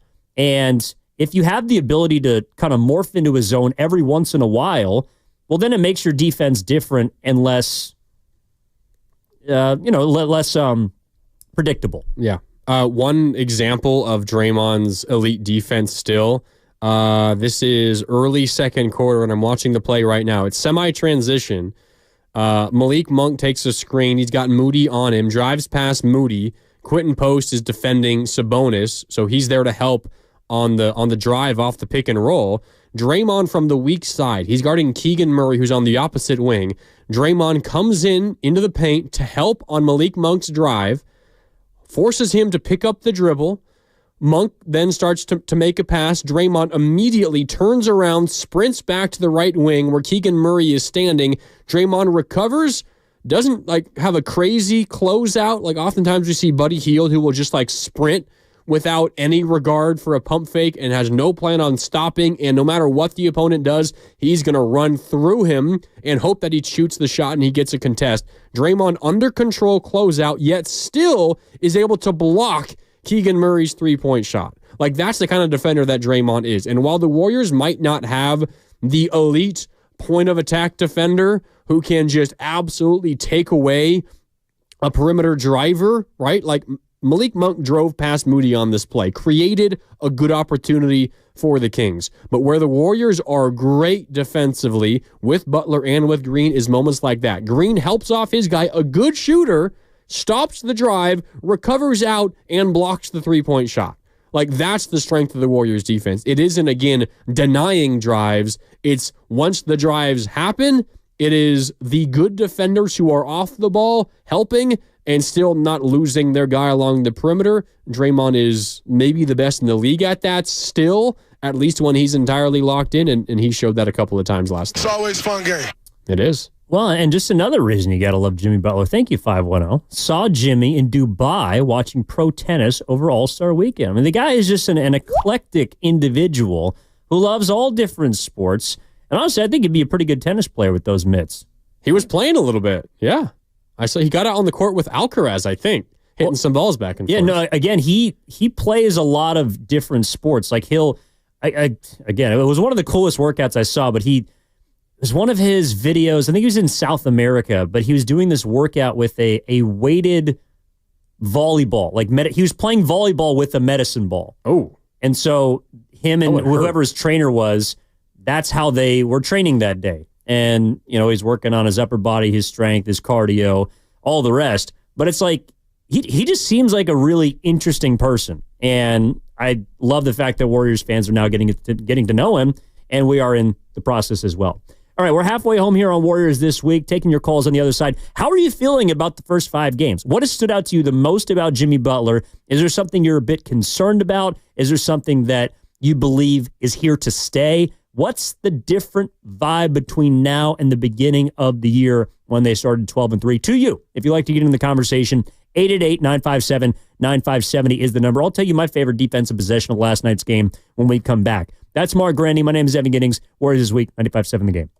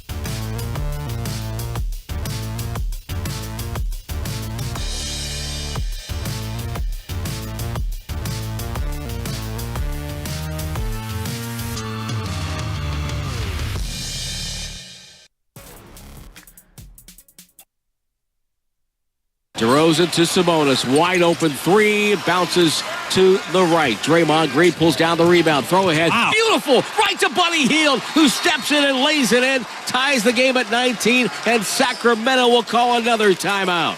What a pass by Draymond Green. Now back to Warriors This Week on 95.7 The Game. All right, this has been a little too lovey-dovey. I got to mix it up, Grandy. Uh-oh. I don't like it. What's the most frustrating part of the Warriors right now? They're too good, right? This team is headed to a championship. You know it's going to happen. There's no doubt about it. But what is frustrating about this team? What burns your britches? Is that even a phrase? Pasta? No? What burns my britches about these Warriors? It's hard to find something in this very moment. I can maybe the easiest way for me to answer that question is to like advance a week into the future, and it's say inevitably when Moses Moody's minutes get cut because Jonathan Kuminga comes back. Yeah, burns your britches is a phrase. All right. What burns my britches? It's from a Kurt Cobain song, by the way. Burns britches. R.I.P. It's Pods' beard. It's his chin strap. Because it takes a lot of confidence, which we know that Pajemski has, to grow, I think, what at least appears to be like his first beard. You know, he's working on it. He's 21, 22 years old. Typically about that time, the chin hairs start coming in. But one thing that he's done. He's actually 22 in 3 days. Oh, happy early birthday, Pods. Yeah. I'm going after you. Still. Not really, though. It's like an Amish beard because there's no mustache. I don't know many people, Pasta, you might be one of them because the hairs are a little less frequent. They will grow. The thing is, if you're able to grow a beard, you can also typically grow a mustache. And the fact that Pods chooses to keep his mustache clean and goes with the chin strap, someone described it to me yesterday as an Amish beard. That's a choice. And I like the hair. He's got the curls going. I'm a little jealous of him. Yeah, you got to check that jealousy box on your Pod's apology form. This is why I'm apologizing to him. I won't apologize for the fact that I dislike his facial hair because, like, every player goes through this. I remember when Steph was going through that, he kind of had like the little, I don't know if it was like a soul patch or kind of like a goatee early in his career. Klay Thompson's the only one that could kind of get away with it because it just matched like that, I don't know, kind of like eccentric nature that is Klay. He also kept it pretty trim. Pods is just letting that thing go. And he's kind of keeping it, I guess, a little more rigid, but then it's running wild in between the seams. And right now, he's playing great. And if it's going to be, kind of a victory chin strap or like a hockey beard when they grow them out for their stretch run in the postseason, that's fine. But if not, we're going to have to figure out what to do with that thing. And I'm going to have to get the weed whacker out for him. I'm not going to hate on a grown man for his facial hair. I mean, I'm a 28-year-old man myself, and if I let mine grow out, it's patchy as hell. So I am not one to talk about somebody else's. I will say, I think it was a better look last night when he just rocked the growth just on the chin only, and that was it. Nothing else. All I'm saying, he's embracing it, and he's got to try a lot of different stuff right now, but it just, I don't know, it just bothers me. I don't think you'll need a weed whacker, though. A weed whacker? You got one of those, Pasta? They got those in Pacifica? I mean, my dad has one. I don't have one. Why do I have a personal weed whacker? Well, for your face. Well, I don't use a weed whacker. No. Should I? Is that safe? If you have a Pods beard, you might need to. No, but Pods is playing well, and he does not have the worst facial hair in basketball. But I just think it's funny watching him. It kind of adds to the, I don't know if it's like the mystique, but just his aura. Because his aura is kind of all over the place. It's, I don't know, Grandy. Do you remember when Steph opened that one year? I think it was the 2020-2021 season. I don't think it was the championship year. Yeah, I think it was 2020-2021. It was the Wiseman rookie year. Yeah, so it was that year. With the braids. And he started with the braids for like the first 2 weeks of the season, and he could not make a shot. This was Curry? Yeah. He could not. It was the only time. I mean, he's had some different like hairstyles and facial hair, like whatever. We don't need to run through it. It's weird that we're even talking about this. But he went with the braids to start one year, and it was like the worst stretch of his career shooting the basketball, and he immediately ditched it, and he started playing better. And he's never going to go back to that again. Well, he had a pretty bad stretch after the All-Star break last year. Yeah. Which has not been the case so far, because he's off to a great start. Yeah, what did I'll read those stats to you one more time. The ones that got you angry earlier. Let me find it again. Well, he's had one game since the All-Star break. My point is last year, for some reason, he kind of fell off a cliff shooting the basketball. But they went 16-9. Since The deadline. 30 points, 5 assists, 5 made threes, 61 true shooting percentage. Yeah, do it for 15 games and we'll talk. No, actually, I think the reason why last year they played so well is because they were a really good defensive group down the stretch of that season. And they were also, they had another amazing rookie season last year from Trace Jackson Davis. And now Trace only plays in garbage time or in all-star games. Rising Stars games. Well, it was Sunday evening. He got crossed up by Steph in the All-Star game. He shouldn't have been on the court. I agree. That's what I don't agree with everything Draymond says, but I am very much in the camp of those guys did not deserve to be on that floor. Well, I know you were off interviewing like Jokic and a lot of the other stars. They sent Steph and Tatum and Shea out to one of the main rooms, and I was sitting in that one, and Tatum was asked about the overall All-Star weekend, and you could tell he was kind of holding back exactly what he wanted to say, but he essentially said playing on Sunday in an All-Star weekend, playing in the All-Star game should mean something, and you're putting a Rising Stars teams out there, kind of devalues it for everybody else. And I agree with him. Well, along with the fact that you had 30 minutes of game action across 3 hours. It was rough. Well, so, all right, now that we have this opportunity, we haven't been on air together. And what was your favorite part about the All-Star weekend? Because we did the show on Friday at Amador Cigar Lounge, and that was a lot of fun. But then you got to go to the All-Star practice Saturday morning, so you did everything except for the Rising Stars game, right? Everything except Celebrity and Rising Stars on Celebrity Friday. game is to the side. Yeah. We saw our own celebrities.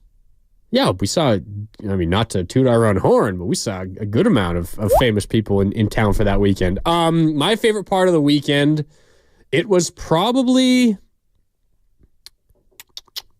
honestly, it was the All-Star practice. That was a lot of fun for me. It was really cool to be back in Oracle as fans were back there, as there was a basketball floor inside of Oracle again. I know Steph talked about it. I felt it the same way. I've been back in Oracle a couple of times for concerts and whatnot ever since the Warriors had left. But to be back inside of Oracle with a basketball court on the floor and fans in the stands and Steph Curry in attendance, that was really, really special. Kevin Durant, same thing. That's the only arena he's played in as a Warrior. That was really, really cool as well. And then you have the opportunity to talk to all those All-Stars ahead of the practice or after, depending on the schedule. So that was really, really fun. Saturday was kind of a bore, honestly, until the final round of the dunk contest when Mac McClung and Stephon Castle were going back and forth. I mean, Saturday began with the Spurs not even trying to make baskets on the skills challenge. That's how the night began on Saturday. And then Sunday was rough because, as you mentioned, you have 30 minutes of game time over 2.5 hours of a television window. I wasn't really a fan of that. Well, first, I can't really blame the Spurs because I think they tried to game this. Well, Wemby tried to game the system. It wasn't Chris Paul, oddly enough. By the way, Wemby, hopefully you recover. That's weird. What's going on with Wemby right now? Yeah, I have some theories on that. Oh. Not the blood clot, not scientifically. I'm just saying, I don't know. You better be careful. I don't know. It's got a blood clot in his shoulder. It's not about Wemby. It's about the Spurs. Have you seen what they've done over the course of their history? They're trying to tank for Cooper Flagg? Yes. Get the new Twin Towers? They're trying to run the league for the next 15 years is what they're trying to do.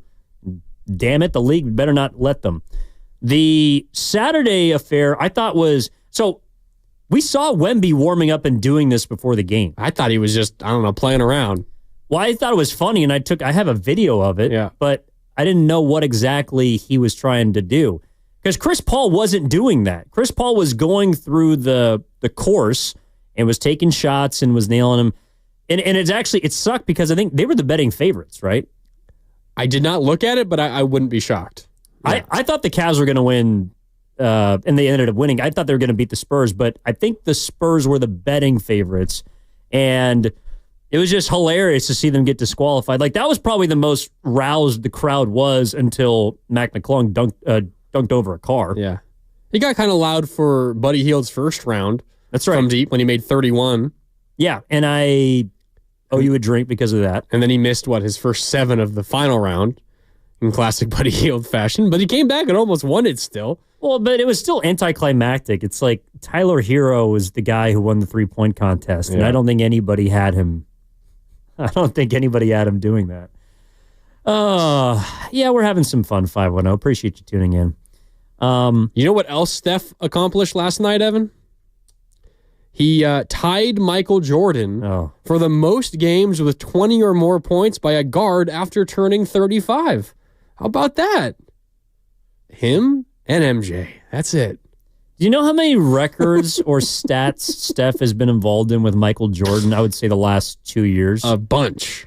And why is that, do you think? Because they both played deep into their careers? Because they're both old. Look, it's a sign that you've made it a long time and you're still playing at a high level. 20-plus points by a guard after turning 35. Him and MJ. I'm sorry, but to put Curry in any category, I don't care if it's with Jordan or Pods, if it's involving 20 or more points, that means nothing. So all LeBron's records mean nothing because he's just played longer than everybody else? Is that what you're saying? Yeah. I mean, he's still an incredible athlete, and he's the best that I've seen in my lifetime. I think he just passed Jordan for the most 40-point games by 40-year-olds. LeBron did.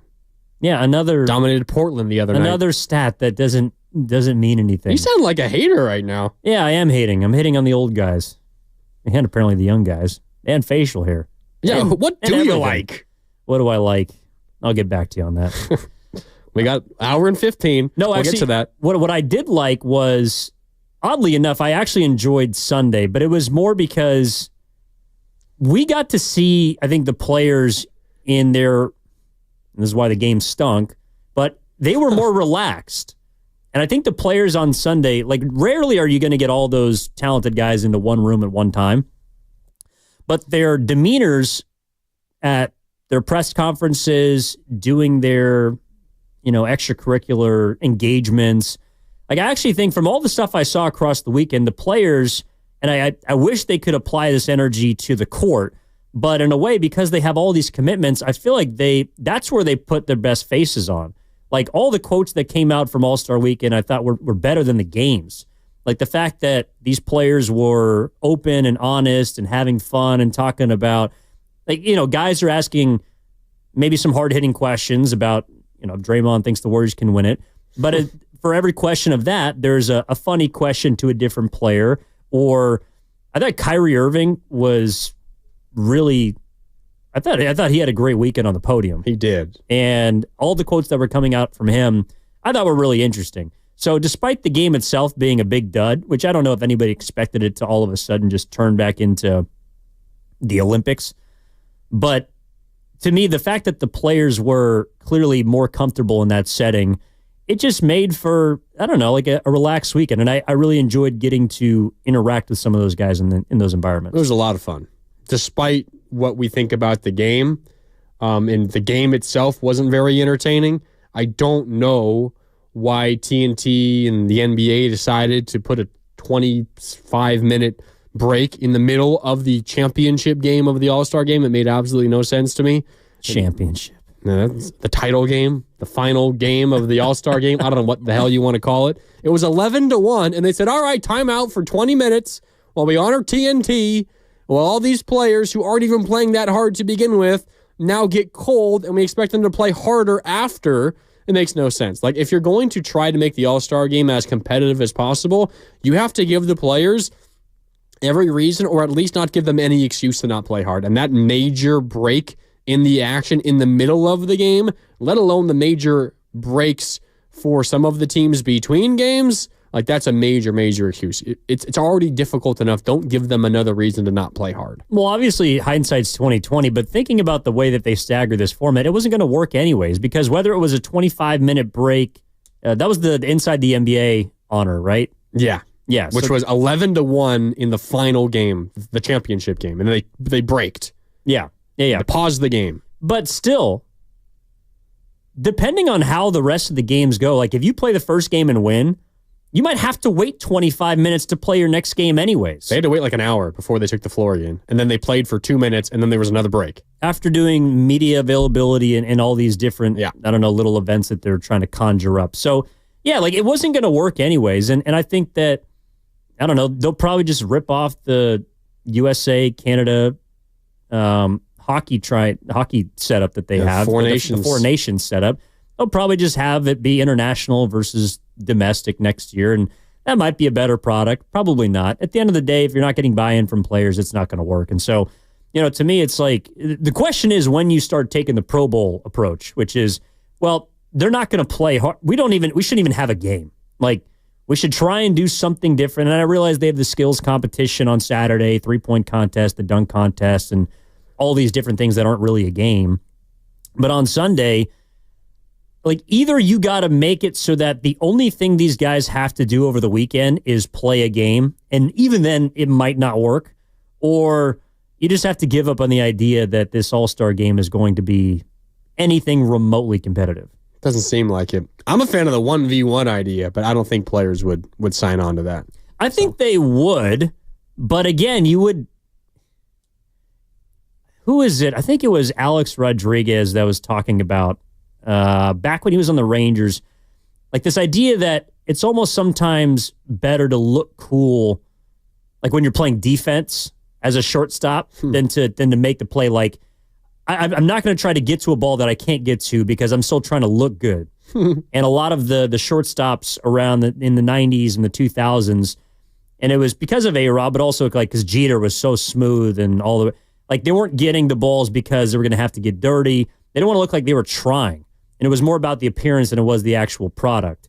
That's how I feel like a 1v1 matchup would be, where they're going to try on offense, but not at the expense of getting their ankles broken. Like, the only guy that I think would try was the dude who almost got his ankles broken during the All-Star game, and that was Wembanyama by Kyrie Irving. Wemby was upset at his team. Do you see how he reacted to Şengün allowing Tatum the dunk to win the game? When it was already over. I mean, the difference was like 10 points. There's no way that Wemby's team was going to come back. Şengün lets Tatum get past him for an easy dunk to win the game, and Wemby, blood clot in his shoulder and all, like raises his arms like, oh, God, and walks off the court. Just upset. Wemby would take it serious, no doubt. Yeah, but it takes more than one. And Wembanyama is... I mean, well, but then again, it's like, I think one of the reasons why the game's not competitive is because the three players that are the standard bearers of the game don't really apply themselves. Like, LeBron literally didn't play. Although, he wasn't the only one that should have caught flack for that, to be honest. I think Giannis was also someone that should have caught some heat. He was standing pregame at the podium in his jersey and didn't play a second. Also, Anthony Edwards apparently had a groin injury that just so happened to pop up after he had been done taking 85 half-court shots with Curry, Dame, and Trae Young. The LeBron was so funny. He wasn't in town Friday or Saturday either. He showed up late. He got in on Sunday. Not sure what was going on. Maybe he was getting treatment. I don't know. But he shows up Sunday, and because he missed the press availability, just like Giannis did on Saturday at All-Star practice, he and Giannis held pre-All-Star game Sunday availabilities. So LeBron takes the podium in front of like literally every media member you could ever think of in the NBA. And he gets asked a question, I believe it was by Dave McMenamin of ESPN, who covers the Lakers and is around LeBron every day. And Dave asks him, hey, LeBron, what can we expect from you tonight? And LeBron kind of pauses, gets a smile on his face, and he says, well, you can't expect anything from me tonight because I'm not playing. And he seemed so proud to announce it that way and wait until an hour before the game began. He took the team photo when everybody else is in their uniform. This is a team of legends, by the way, like of greats, of all-time greats. And then you have some of the younger guys like Tatum and Brown, which didn't quite fit, but still really, really good players. And he's the only dude in street clothes not wearing his all-star uniform. Like, he could have at least wore the jersey for the picture. You kind of stand out. Maybe that's what he wanted. Probably is what he wanted. But that whole... And then he got introduced, walked out on the court in his street clothes too. Man, please. And then he played a back-to-back on Wednesday and Thursday. And scored 40 in the second end of the back-to-back. He played 38 minutes on Wednesday against the Hornets. And then he dropped 40 on Thursday against the Portland Trailblazers. Yeah, he cited his foot and ankle. It hadn't quite responded the way he wanted it to, so he couldn't play in the All-Star game. Yeah, LeBron is not a great look this weekend.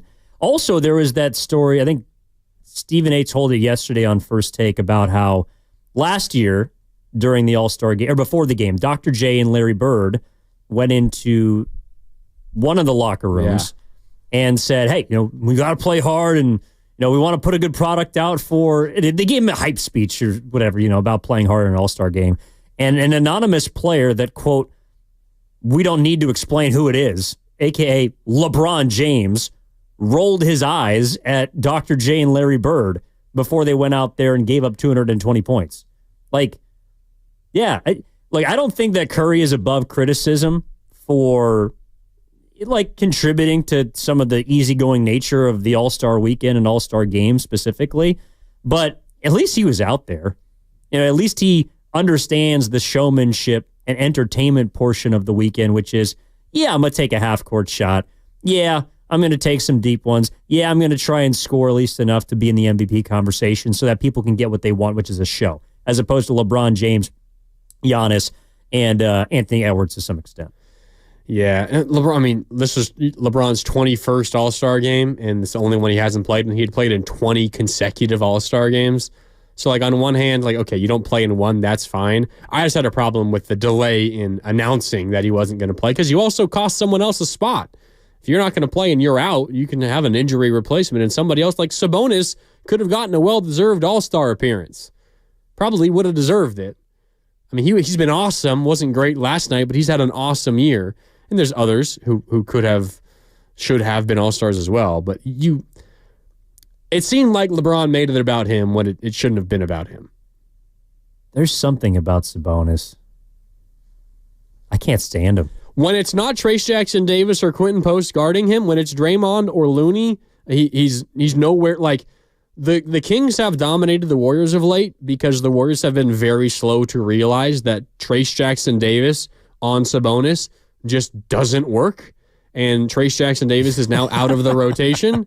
And it's Draymond and it's Looney. Those are the only two guys defending him, and that works a whole hell of a lot better. Pasta just got on my ear, said it's because of his beard. It's not. Sabonis' beard? No, it's the fact that his better than Pods. His number, perhaps. His numbers are so inflated. And actually, he plays well, for example, against Anthony Davis. I know he has a winning record against the Lakers when AD has played for them. So clearly, he's not a bad player. But it's like the team is constructed for him to have 20 rebounds a night.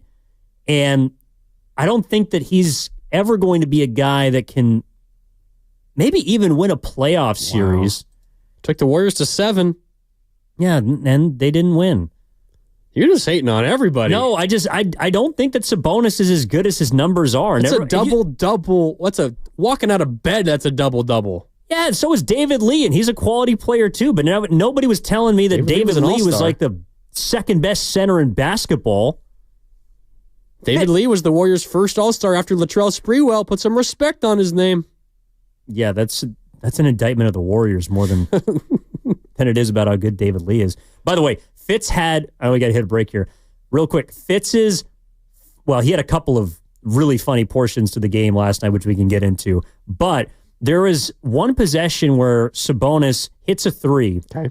And then Fitz is like, he's the fourth best three-point shooter in the league. He's 46%. I'm like, oh my God, really? Is he? Well, in fact, he is. He shoots 45.5%. Fitz doesn't lie.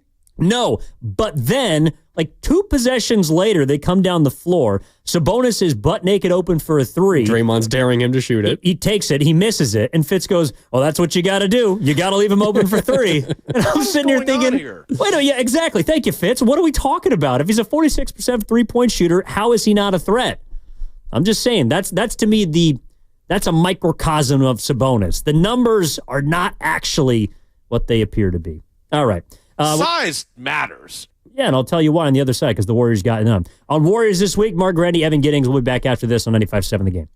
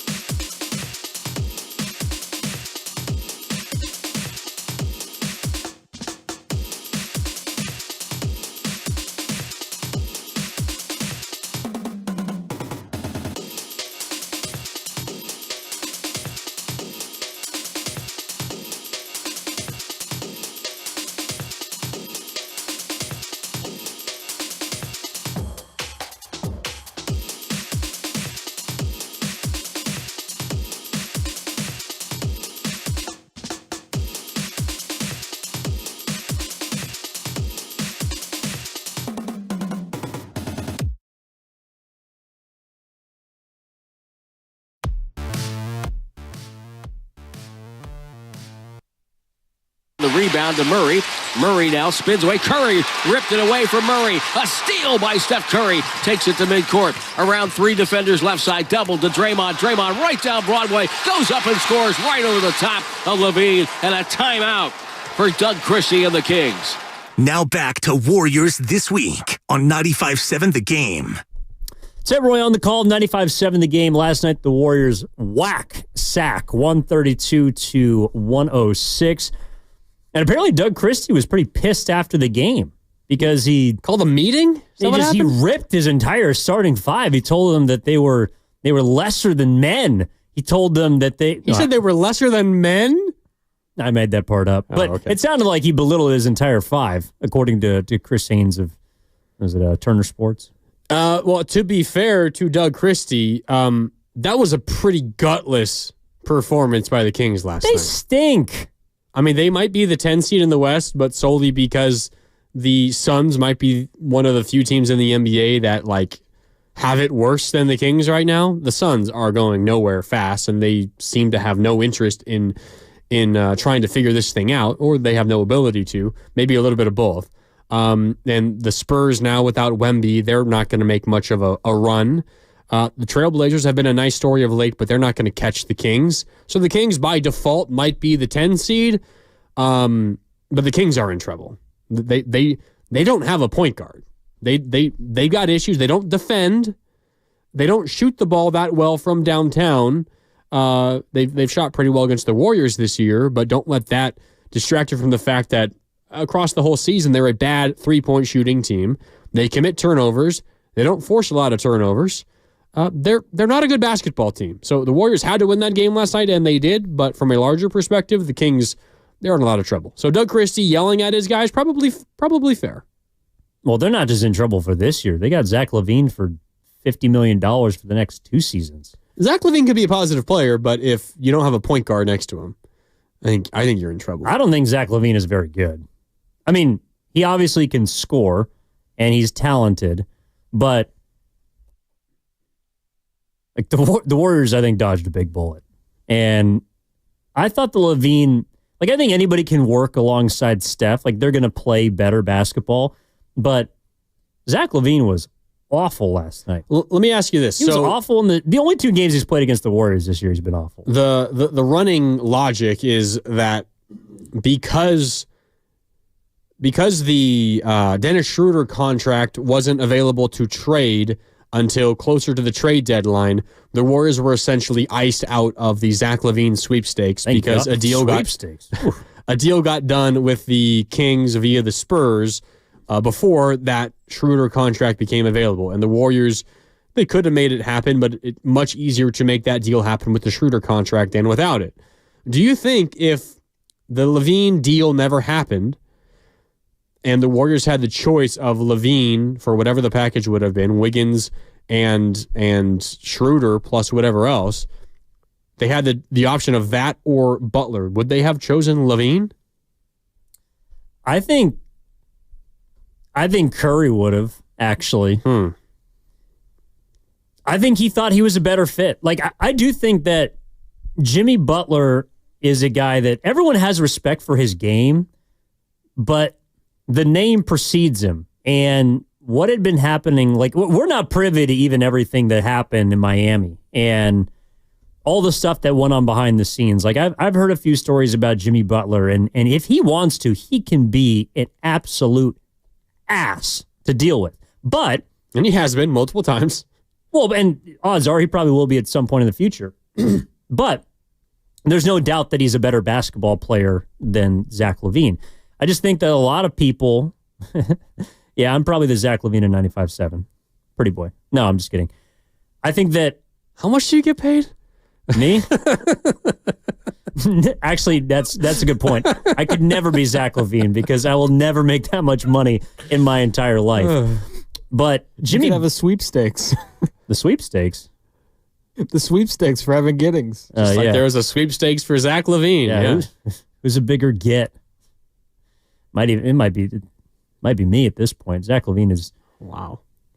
Dude, I legitimately believe that Steph Curry and Steve Kerr wanted Zach LaVine over Jimmy Butler. Well, there was the report from Kevin O'Connor, right? Who essentially said part of the reason why the Warriors have pulled themselves out of the Jimmy Butler sweepstakes, and I think part of it is also because the Heat's ask was way higher and it eventually came down, but part of it was because Steve Kerr and Stephen Curry questioned the personality fit of Jimmy Butler with the Warriors. And then they went a couple of weeks later and acquired Jimmy Butler, and it's been great so far. But it wasn't just Kevin O'Connor that heard that. Like, that wasn't something that was just a slip of the tongue to a national guy. Like, I think that was legitimate. And I think that the Warriors and Steph and Kerr kind of got lucky. But that could have been a game the Warriors are playing. They put that out purposefully, and it helps remove any leverage the Heat might have because the Heat couldn't find a trade partner with the Suns. The Warriors might be the only team interested, and the Heat, therefore, because the Warriors aren't interested, they ask for less in return. Could have been the play. Yeah, but I guess I don't buy that because the Warriors are also the team that's been connected to every single player worth their salt that's been available. They're pretty desperate, you're right. And they didn't have much well, they obviously had enough leverage to get who they wanted, or a player that I think is really good for them. But they didn't approach this the way that, like, the Miami Heat approach trades. Like, I think that Pat Riley's somebody who doesn't like to be in the public sphere. Meanwhile, the Warriors, for the better part of the last 2 seasons, have been involved in the public sphere for just about every tradable piece at every turn. And, yeah, I think that the deals that they didn't make are, looking back on it, really good non-decisions. The fact that they did not get Paul George and offer him a max contract looks like a dodged bullet. Even Lauri Markkanen looks like a dodged bullet. Obviously, Jimmy Butler is someone that is the right person. You know, Zach LaVine looks, and I would assume Vucevic was also the other guy they wanted to get to. Those two players look like dodged bullets. Even Kevin Durant, with what it was reported that they had to give up for him, could end up being looked back as a dodged bullet. And so it's funny how it works out, but I think the player that the Warriors evidently needed this entire time is the one that was plan C or D. Maybe. I mean, Kevin Durant would fit like a glove still on this team. Yeah, but Kevin Durant would fit on every team. But you would have had to give up Draymond Green, Jonathan Kuminga, maybe maybe Moses Moody, and a lot of unprotected capital. So yeah, like I think Kevin Durant's a better player than Jimmy Butler. Yeah, I think everyone does. But for the price tag and the fit, it's hard to envision them not having Butler right now. And like what they could have been with someone else. I mean, Paul George might even be on the floor at that time. What happened to PG-13 925? Well, that's the biggest dodged bullet. Like, no, that would have cost you Kuminga, and it would have cost you, Wiggins, and it would have cost you picks. And you got to thank your lucky stars that Steve Ballmer and the Clippers had no interest in helping you because they're one of your rivals, right? California rival. I know we don't really think of rivals. There's also conflicting reports about that too. There's also the fact that the new CBA, which was aimed at not necessarily hurting the Warriors, but at avoiding a situation like the Warriors of the last 10 years, again, makes it more difficult to keep your draft picks and sign all these players and keep them around long term.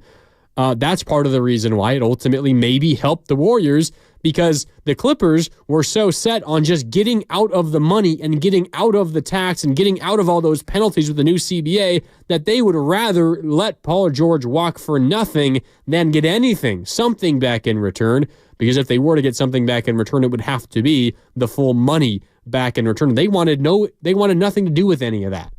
So the new CBA might have ultimately helped the Warriors avoid a major mistake with Paul George.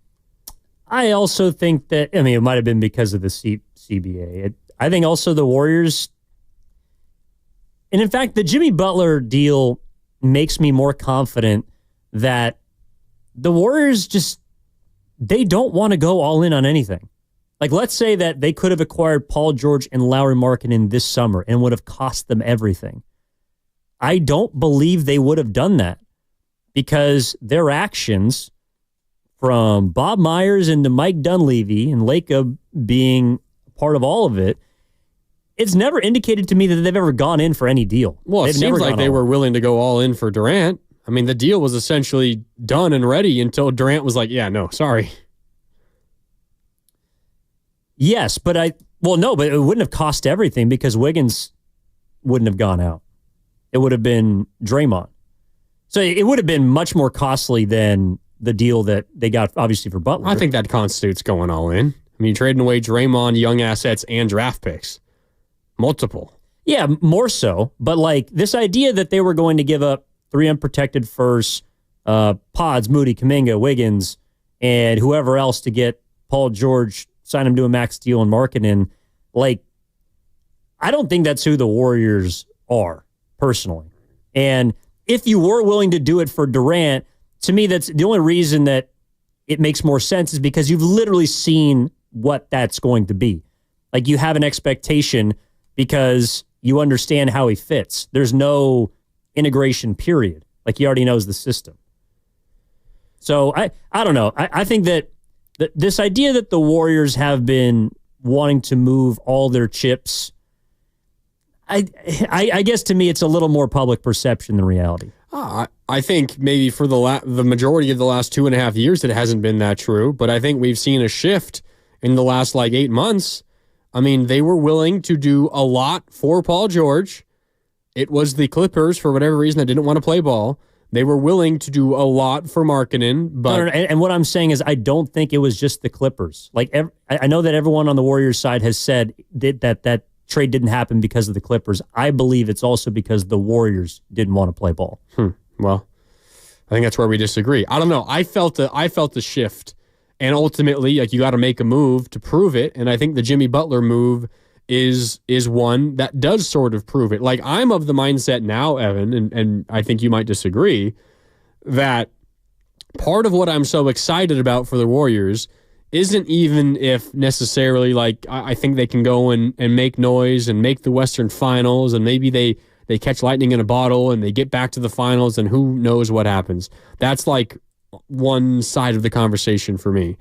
What I'm feeling now is this newfound confidence and optimism that the Warriors have finally picked a lane. Because you're right, I think for the most part, they have kind of been straddling the fence, and they've been saying, well, do we want to go out and get another star, but do we want it at the expense of our future assets? What are we doing here? But I think at least for the next 2.5 years now, you are pot committed because you have so much money tied up with Steph and Jimmy Butler specifically, plus Draymond Green, but that's a lesser contract, that you almost have no choice but for the next 2.5 years to do everything you can to surround that group with the best group possible. Now, that does not mean you're going to trade away every single first-round pick that you possibly can. That's just bad business. But if there comes a point where someone is available and you can fit them in and it costs you another first-round pick, I have newfound confidence and optimism that they will do it because of the Jimmy Butler move.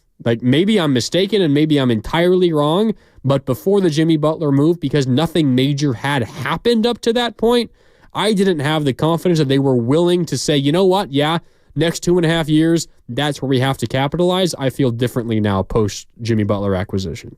See, I don't think they've picked the lane. I think that they widened the gap. They widened the age gap. I mean, they found a great aging player, and they're going to have him under contract for 2.5 years, but they also served, I think, 2 masters because it didn't cost them everything. But I think they picked a lane for the next 2.5 years specifically. Well, they know now more what they're doing than before. But again, that happened because of chance. It happened because they missed out on deals previously. So the path that they've chosen in your mind, was revealed to them. In your mind, as you're saying, the Paul George thing wasn't just the Clippers. They didn't want to do it. Well, that's their own decision then, was it not? The Warriors? Yeah.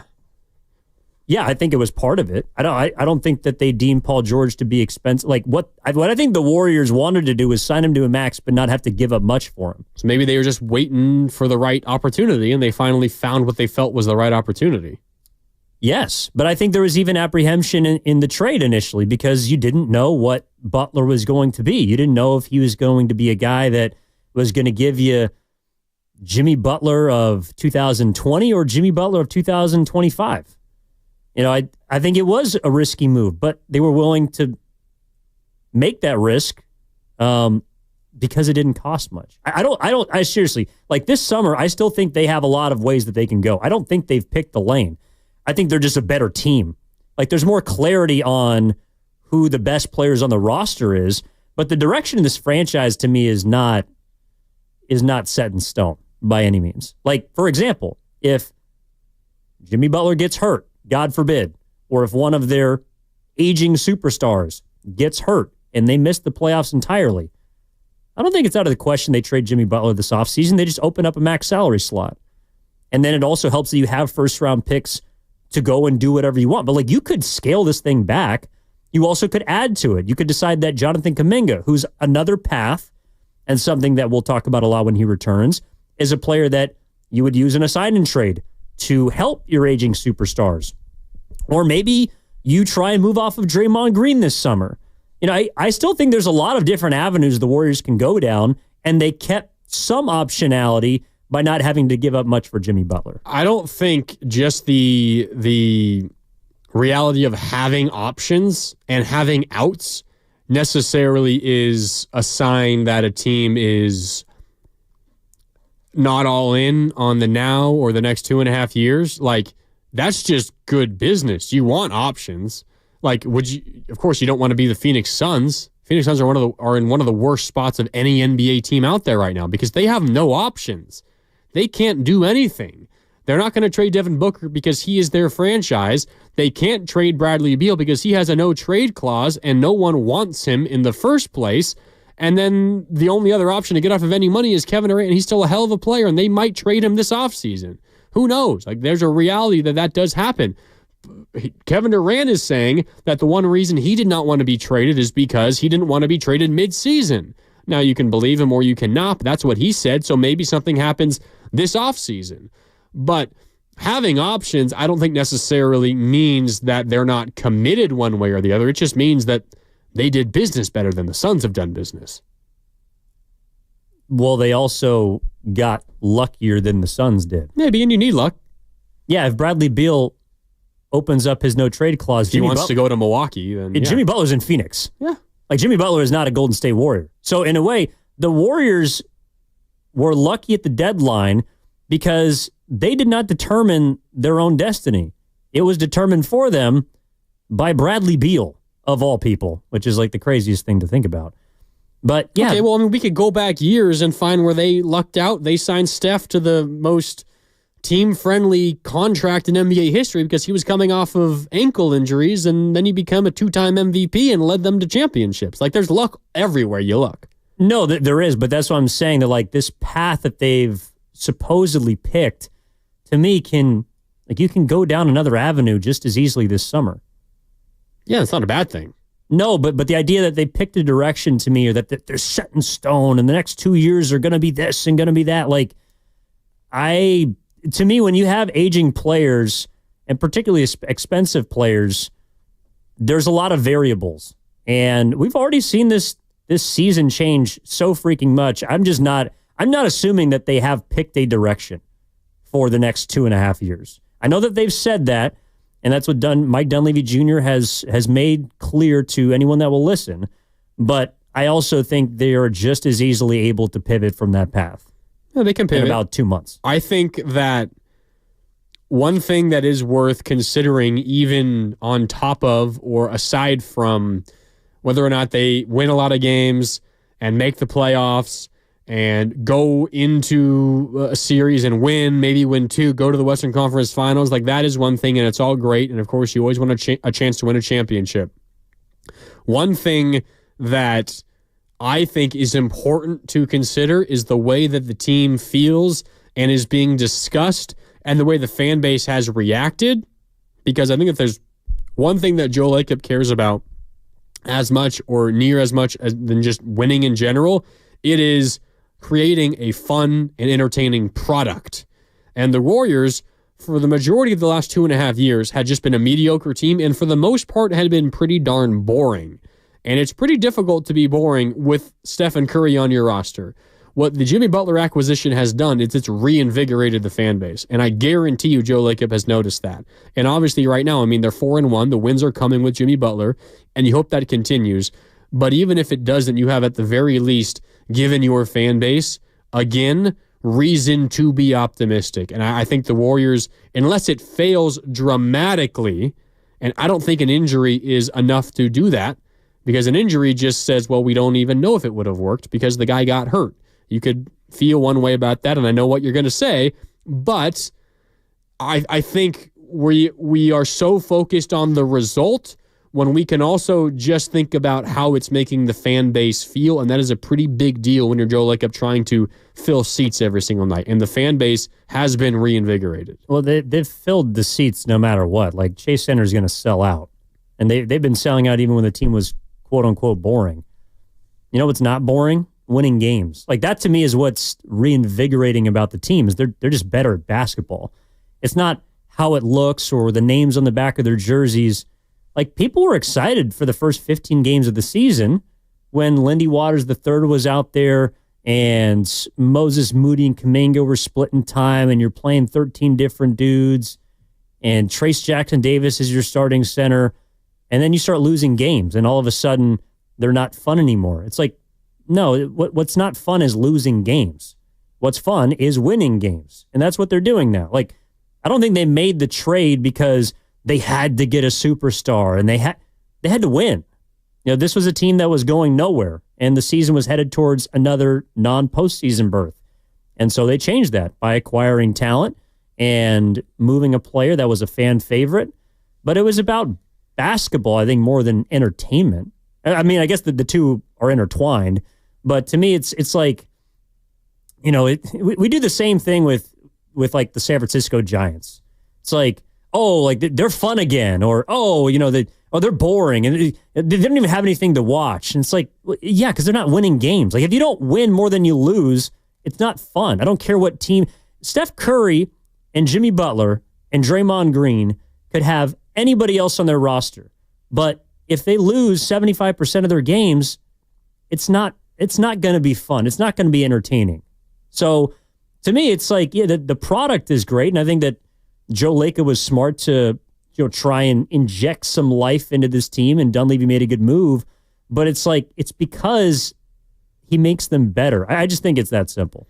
I mean, they won 46 games last year, and they were largely a pretty rough watch for a lot of that season. And a lot of it was because of everything else that happened, Draymond's suspensions. But, I mean, that's also part of it. Like, you just need to have a team that is worth watching, and a lot of that comes with winning basketball games, but they were above 500 last year.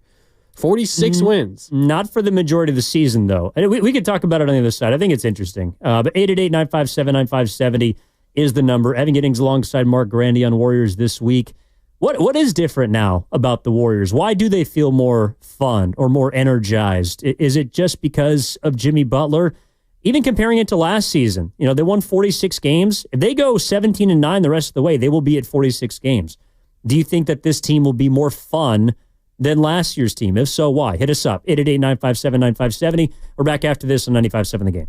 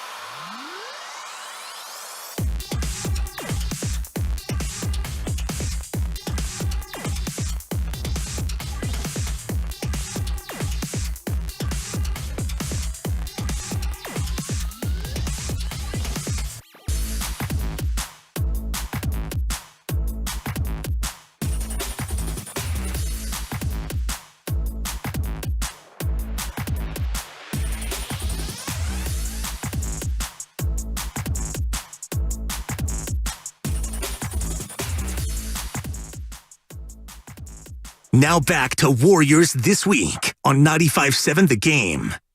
What are you happy about, Grandy? My Ducks, baby! 16-2 run to knock off number 11 Wisconsin on the road?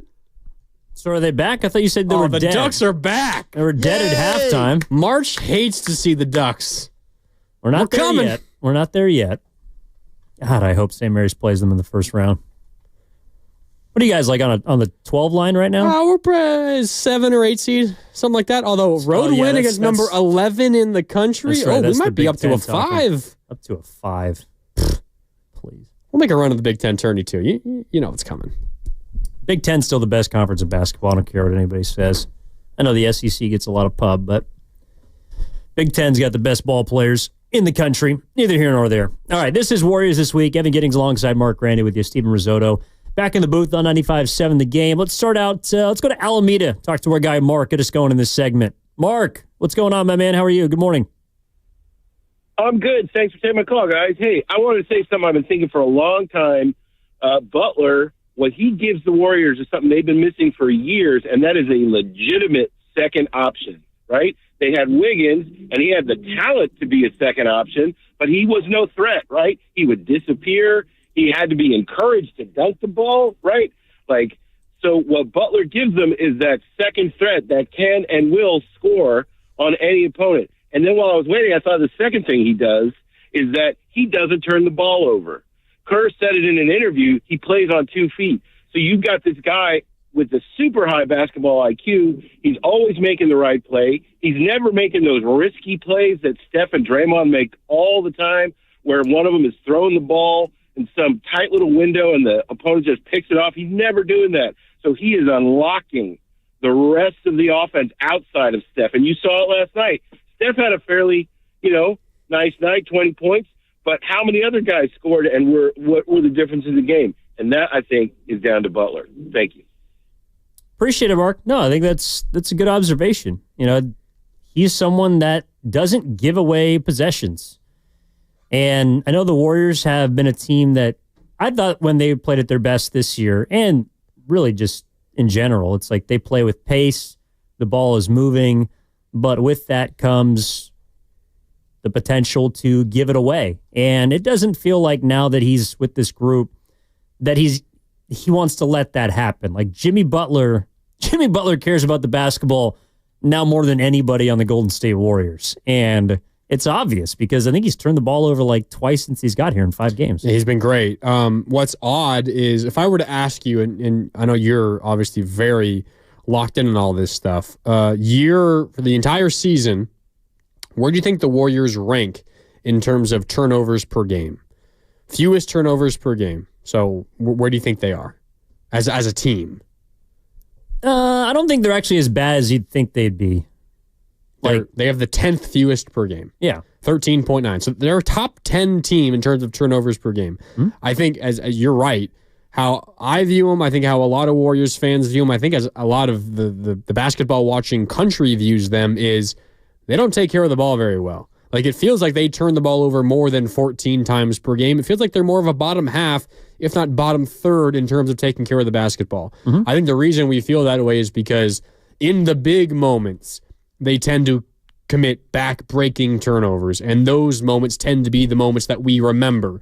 We don't remember the random stretch of 10 possessions in the second quarter when they didn't turn it over once, but we remember the final 4 minutes when they committed 3 of their 15 back-breaking turnovers that led to run-out dunks the other way. So I think it's the moments, the big moments where they have been bad in terms of taking care of the basketball, and that's where Jimmy Butler helps. And to our caller's point, I think he's spot on there.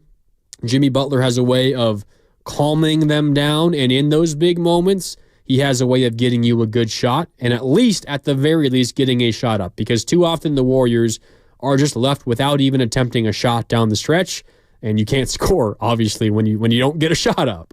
Well, I think he just makes it more difficult for opposing teams to go on runs, to go on extended runs.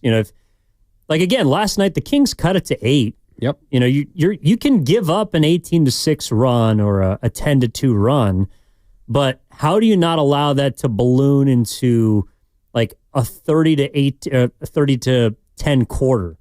There was a game earlier this year against San Antonio. Yeah.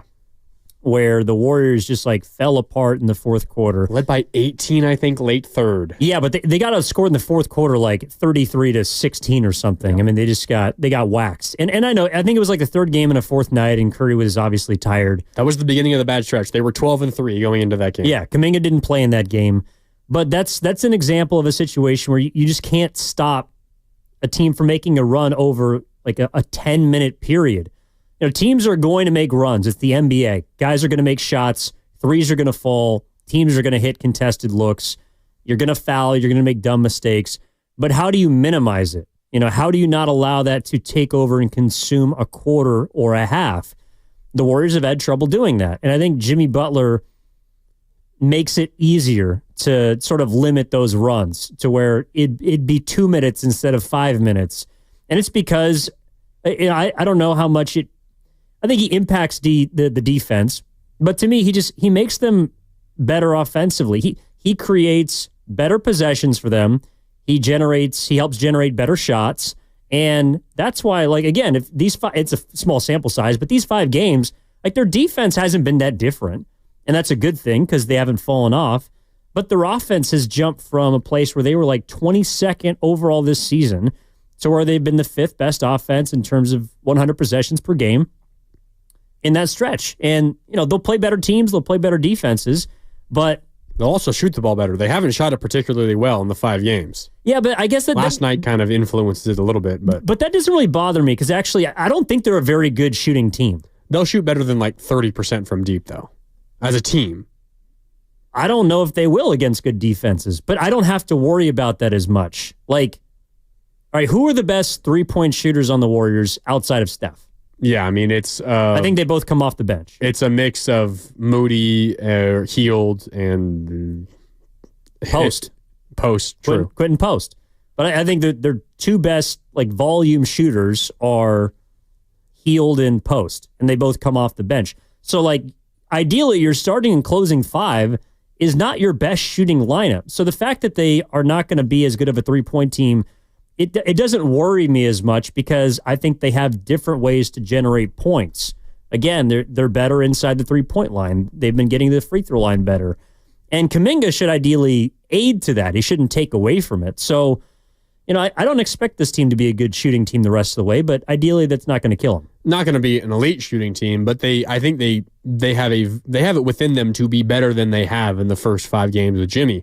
I think the other thing that he does, that he allows the Warriors to do, as you're talking about when they're in the middle of a bad run, a bad stretch, like the end of that San Antonio game, or the very next game, by the way, when they returned home to take on the Nets, and the game followed the same exact script, like a 17 or 18 point lead late in the third quarter, or maybe early in the fourth, and then, of all people, Dennis Schroeder for the Nets took over and won that game in the fourth when the Warriors could not buy a bucket. That story has played out 5 or 6 times for the Warriors this year.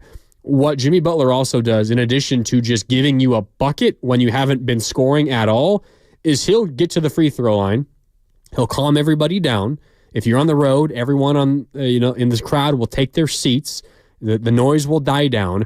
But what he also does is he allows you to set your defense because you're at the free throw line and suddenly you're not running back and forth in this up and down, fast-paced game where they're getting open dunks, they're getting transition threes. Jimmy Butler will allow you to slow down the pace. When you're going through struggles like that, you got to do that. I know the Warriors like to play fast, but when things are going poorly, it's best to slow things down. Why it hasn't worked for the Warriors is because they haven't been able to get good looks in the half court. But with Jimmy Butler, you can get good looks in the half court. And then whether it is free throws or just a longer possession that results in Butler around the rim, you can get back on defense and you can set your defense. So I think we oftentimes say the best offense is a good defense. There is a lot of truth to the opposite, though. With Jimmy Butler, the way that he gets his offense might help the Warriors' defense in that sense as well because he allows you to get set. You don't have to play this hectic back-and-forth game when things are going so poorly. I completely agree. Pat's out in Foster City. Wants to talk about some of the ball movement. Pat, good morning. What's going on? You're on Warriors This Week. Yeah, good morning. Yeah, I was a little skeptical of this whole Butler trade. I wasn't real high on it, but I admit to be wrong.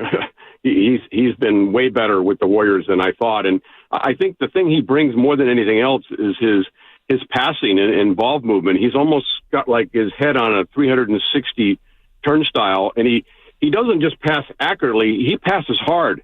His force, and if you measure the time it takes from the time he passes to the time that someone catches it, it's got to be faster than almost anyone else. I mean, he throws it as hard or harder than Draymond does, and I think it buys a little time on the shooter's part, and you're seeing a lot more scoring. I mean, think about this.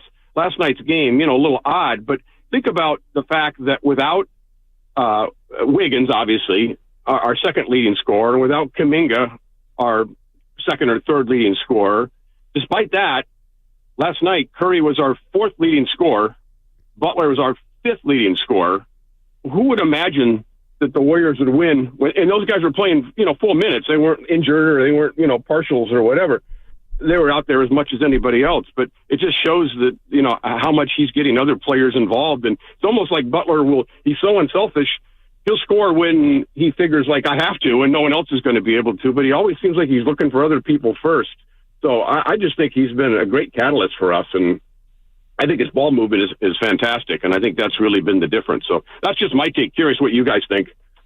No, I'm with you.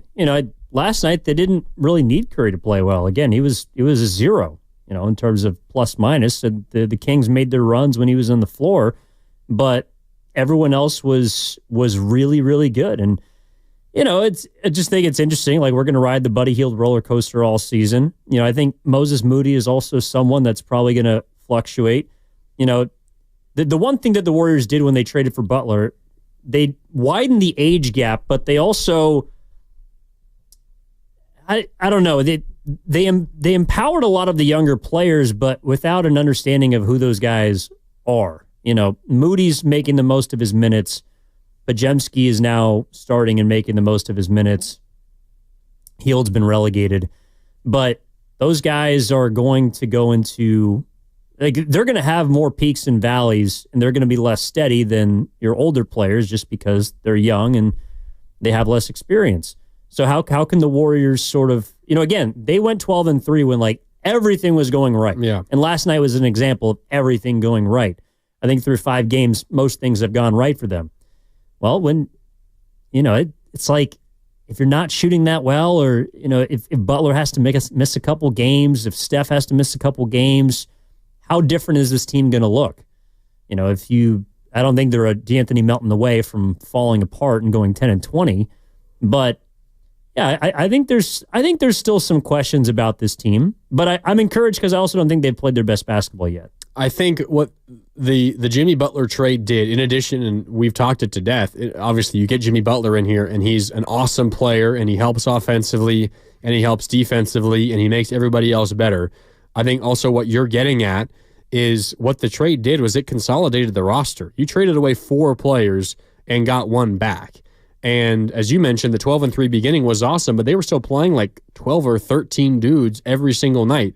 And that's not easy to do. It's great when you're winning and you're going 12-3, but then they immediately followed it up and went 3-12, and they were still, for the most part, playing 12 or 13 dudes. And that's when you get guys like Moody, who you feel like, well, if I was playing more consistently, I could be more effective. And you have a Lindy Waters who, yeah, okay, he can make a 3 every so often. You've got Kyle Anderson, like, yeah, a solid player, a positive player, but if he's off your bench as your 7th man, like, you're probably not a very good basketball team. The Warriors had this roster that had a star, had a couple of quality pieces, and then just had a plethora of above average players that are probably like back end of the rotation guys on most good teams. Except for the Warriors, they filled out the rest of the starting lineup, and they filled out like all of the key rotation pieces.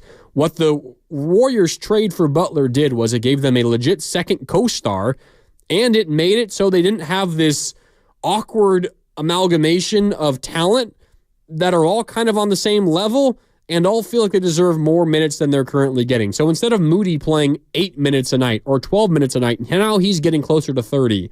And when Kuminga comes back, there should be a path to him getting 30 minutes. It probably means Lesky, Santos, and it might mean less Gary Payton II.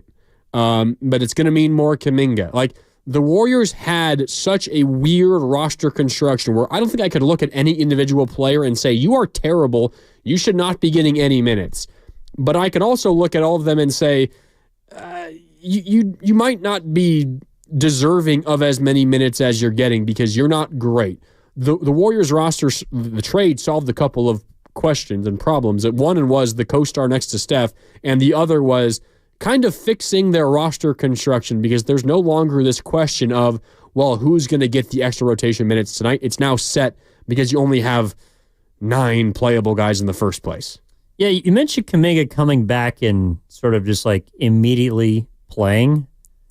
I'm not so sure about that. I'm not so sure he's going to just jump right back into getting 30 minutes a game. Because you're going to have to find those minutes from somewhere, and it's not just going to be from Guy Santos. It's going to be from Moses Moody, who's playing really well. And the rest of your forwards, like they kind of have a logjam now. You know, I don't know. I also think just because of the nature of his injury, they're going to have to work his way back. No doubt. He's not going to start with playing 30 minutes a game, but he's definitely not going to start games either. Well, I don't think in a perfect world he's going to start anyways. My bigger question is, can he close?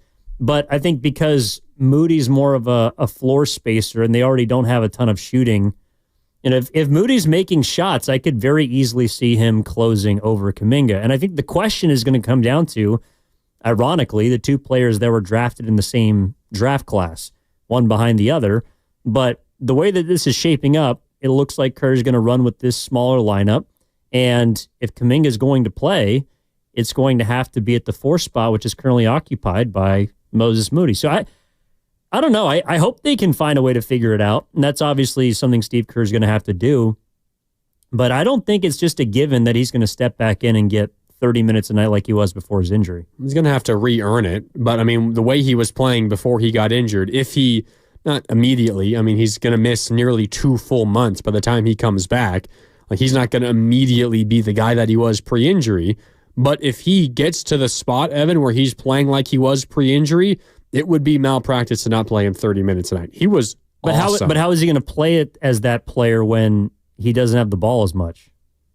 That's fair. And maybe it's not necessarily like point totals, but it's like on a per touch basis. Well, like when he gets his opportunities, if he's as efficient as he was then. Yeah, but I think he was allowed to be that efficient because he needed to have the ball. Now you have 2 or 3 guys on the floor that also are better with the ball. Well, it's what you pointed out earlier, right? Jimmy Butler's the kind of guy who can fit alongside Steph. Not everyone is that way, and it's been pretty seamless. It's taken Kuminga quite a while to learn how to play with Steph. Do you remember the game in Minnesota earlier this year? Yeah. Where he took that mid-range shot early in the shot clock. I don't know if it was in the fourth quarter. I think it was in the second half. Close game. Ultimately, it was Steph heroics on the stretch that won the game. But it was a bad shot early in the shot clock, mid-range, least efficient shot in basketball, and Steve Kerr singled that play out post-game.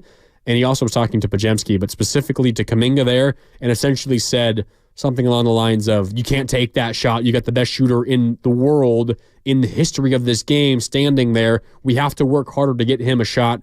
Don't take that shot with 18 seconds on the shot clock. Like, it hasn't been an easy adjustment for Kuminga, and now it's going to be on him once he returns to reintegrate into that, but also at the same time to learn how to play next to Jimmy Butler. Yeah, but I also think that things were more simple before Jimmy entered the fold. I look at the Warriors as 2 different teams before and after the deadline. I think they're very different with Jimmy Butler, and that's on both ends of the floor. And while I think Kuminga he might end up being their best on-ball defender now, I think one of the reasons why they've been able to stay at such a high level defensively is because there's better communication. There's a lot more help defense. There's a lot more understanding of where you're supposed to be. And that, unfortunately, has been an area where Kuminga has struggled. When he's not on the ball, he sometimes gets a little lost.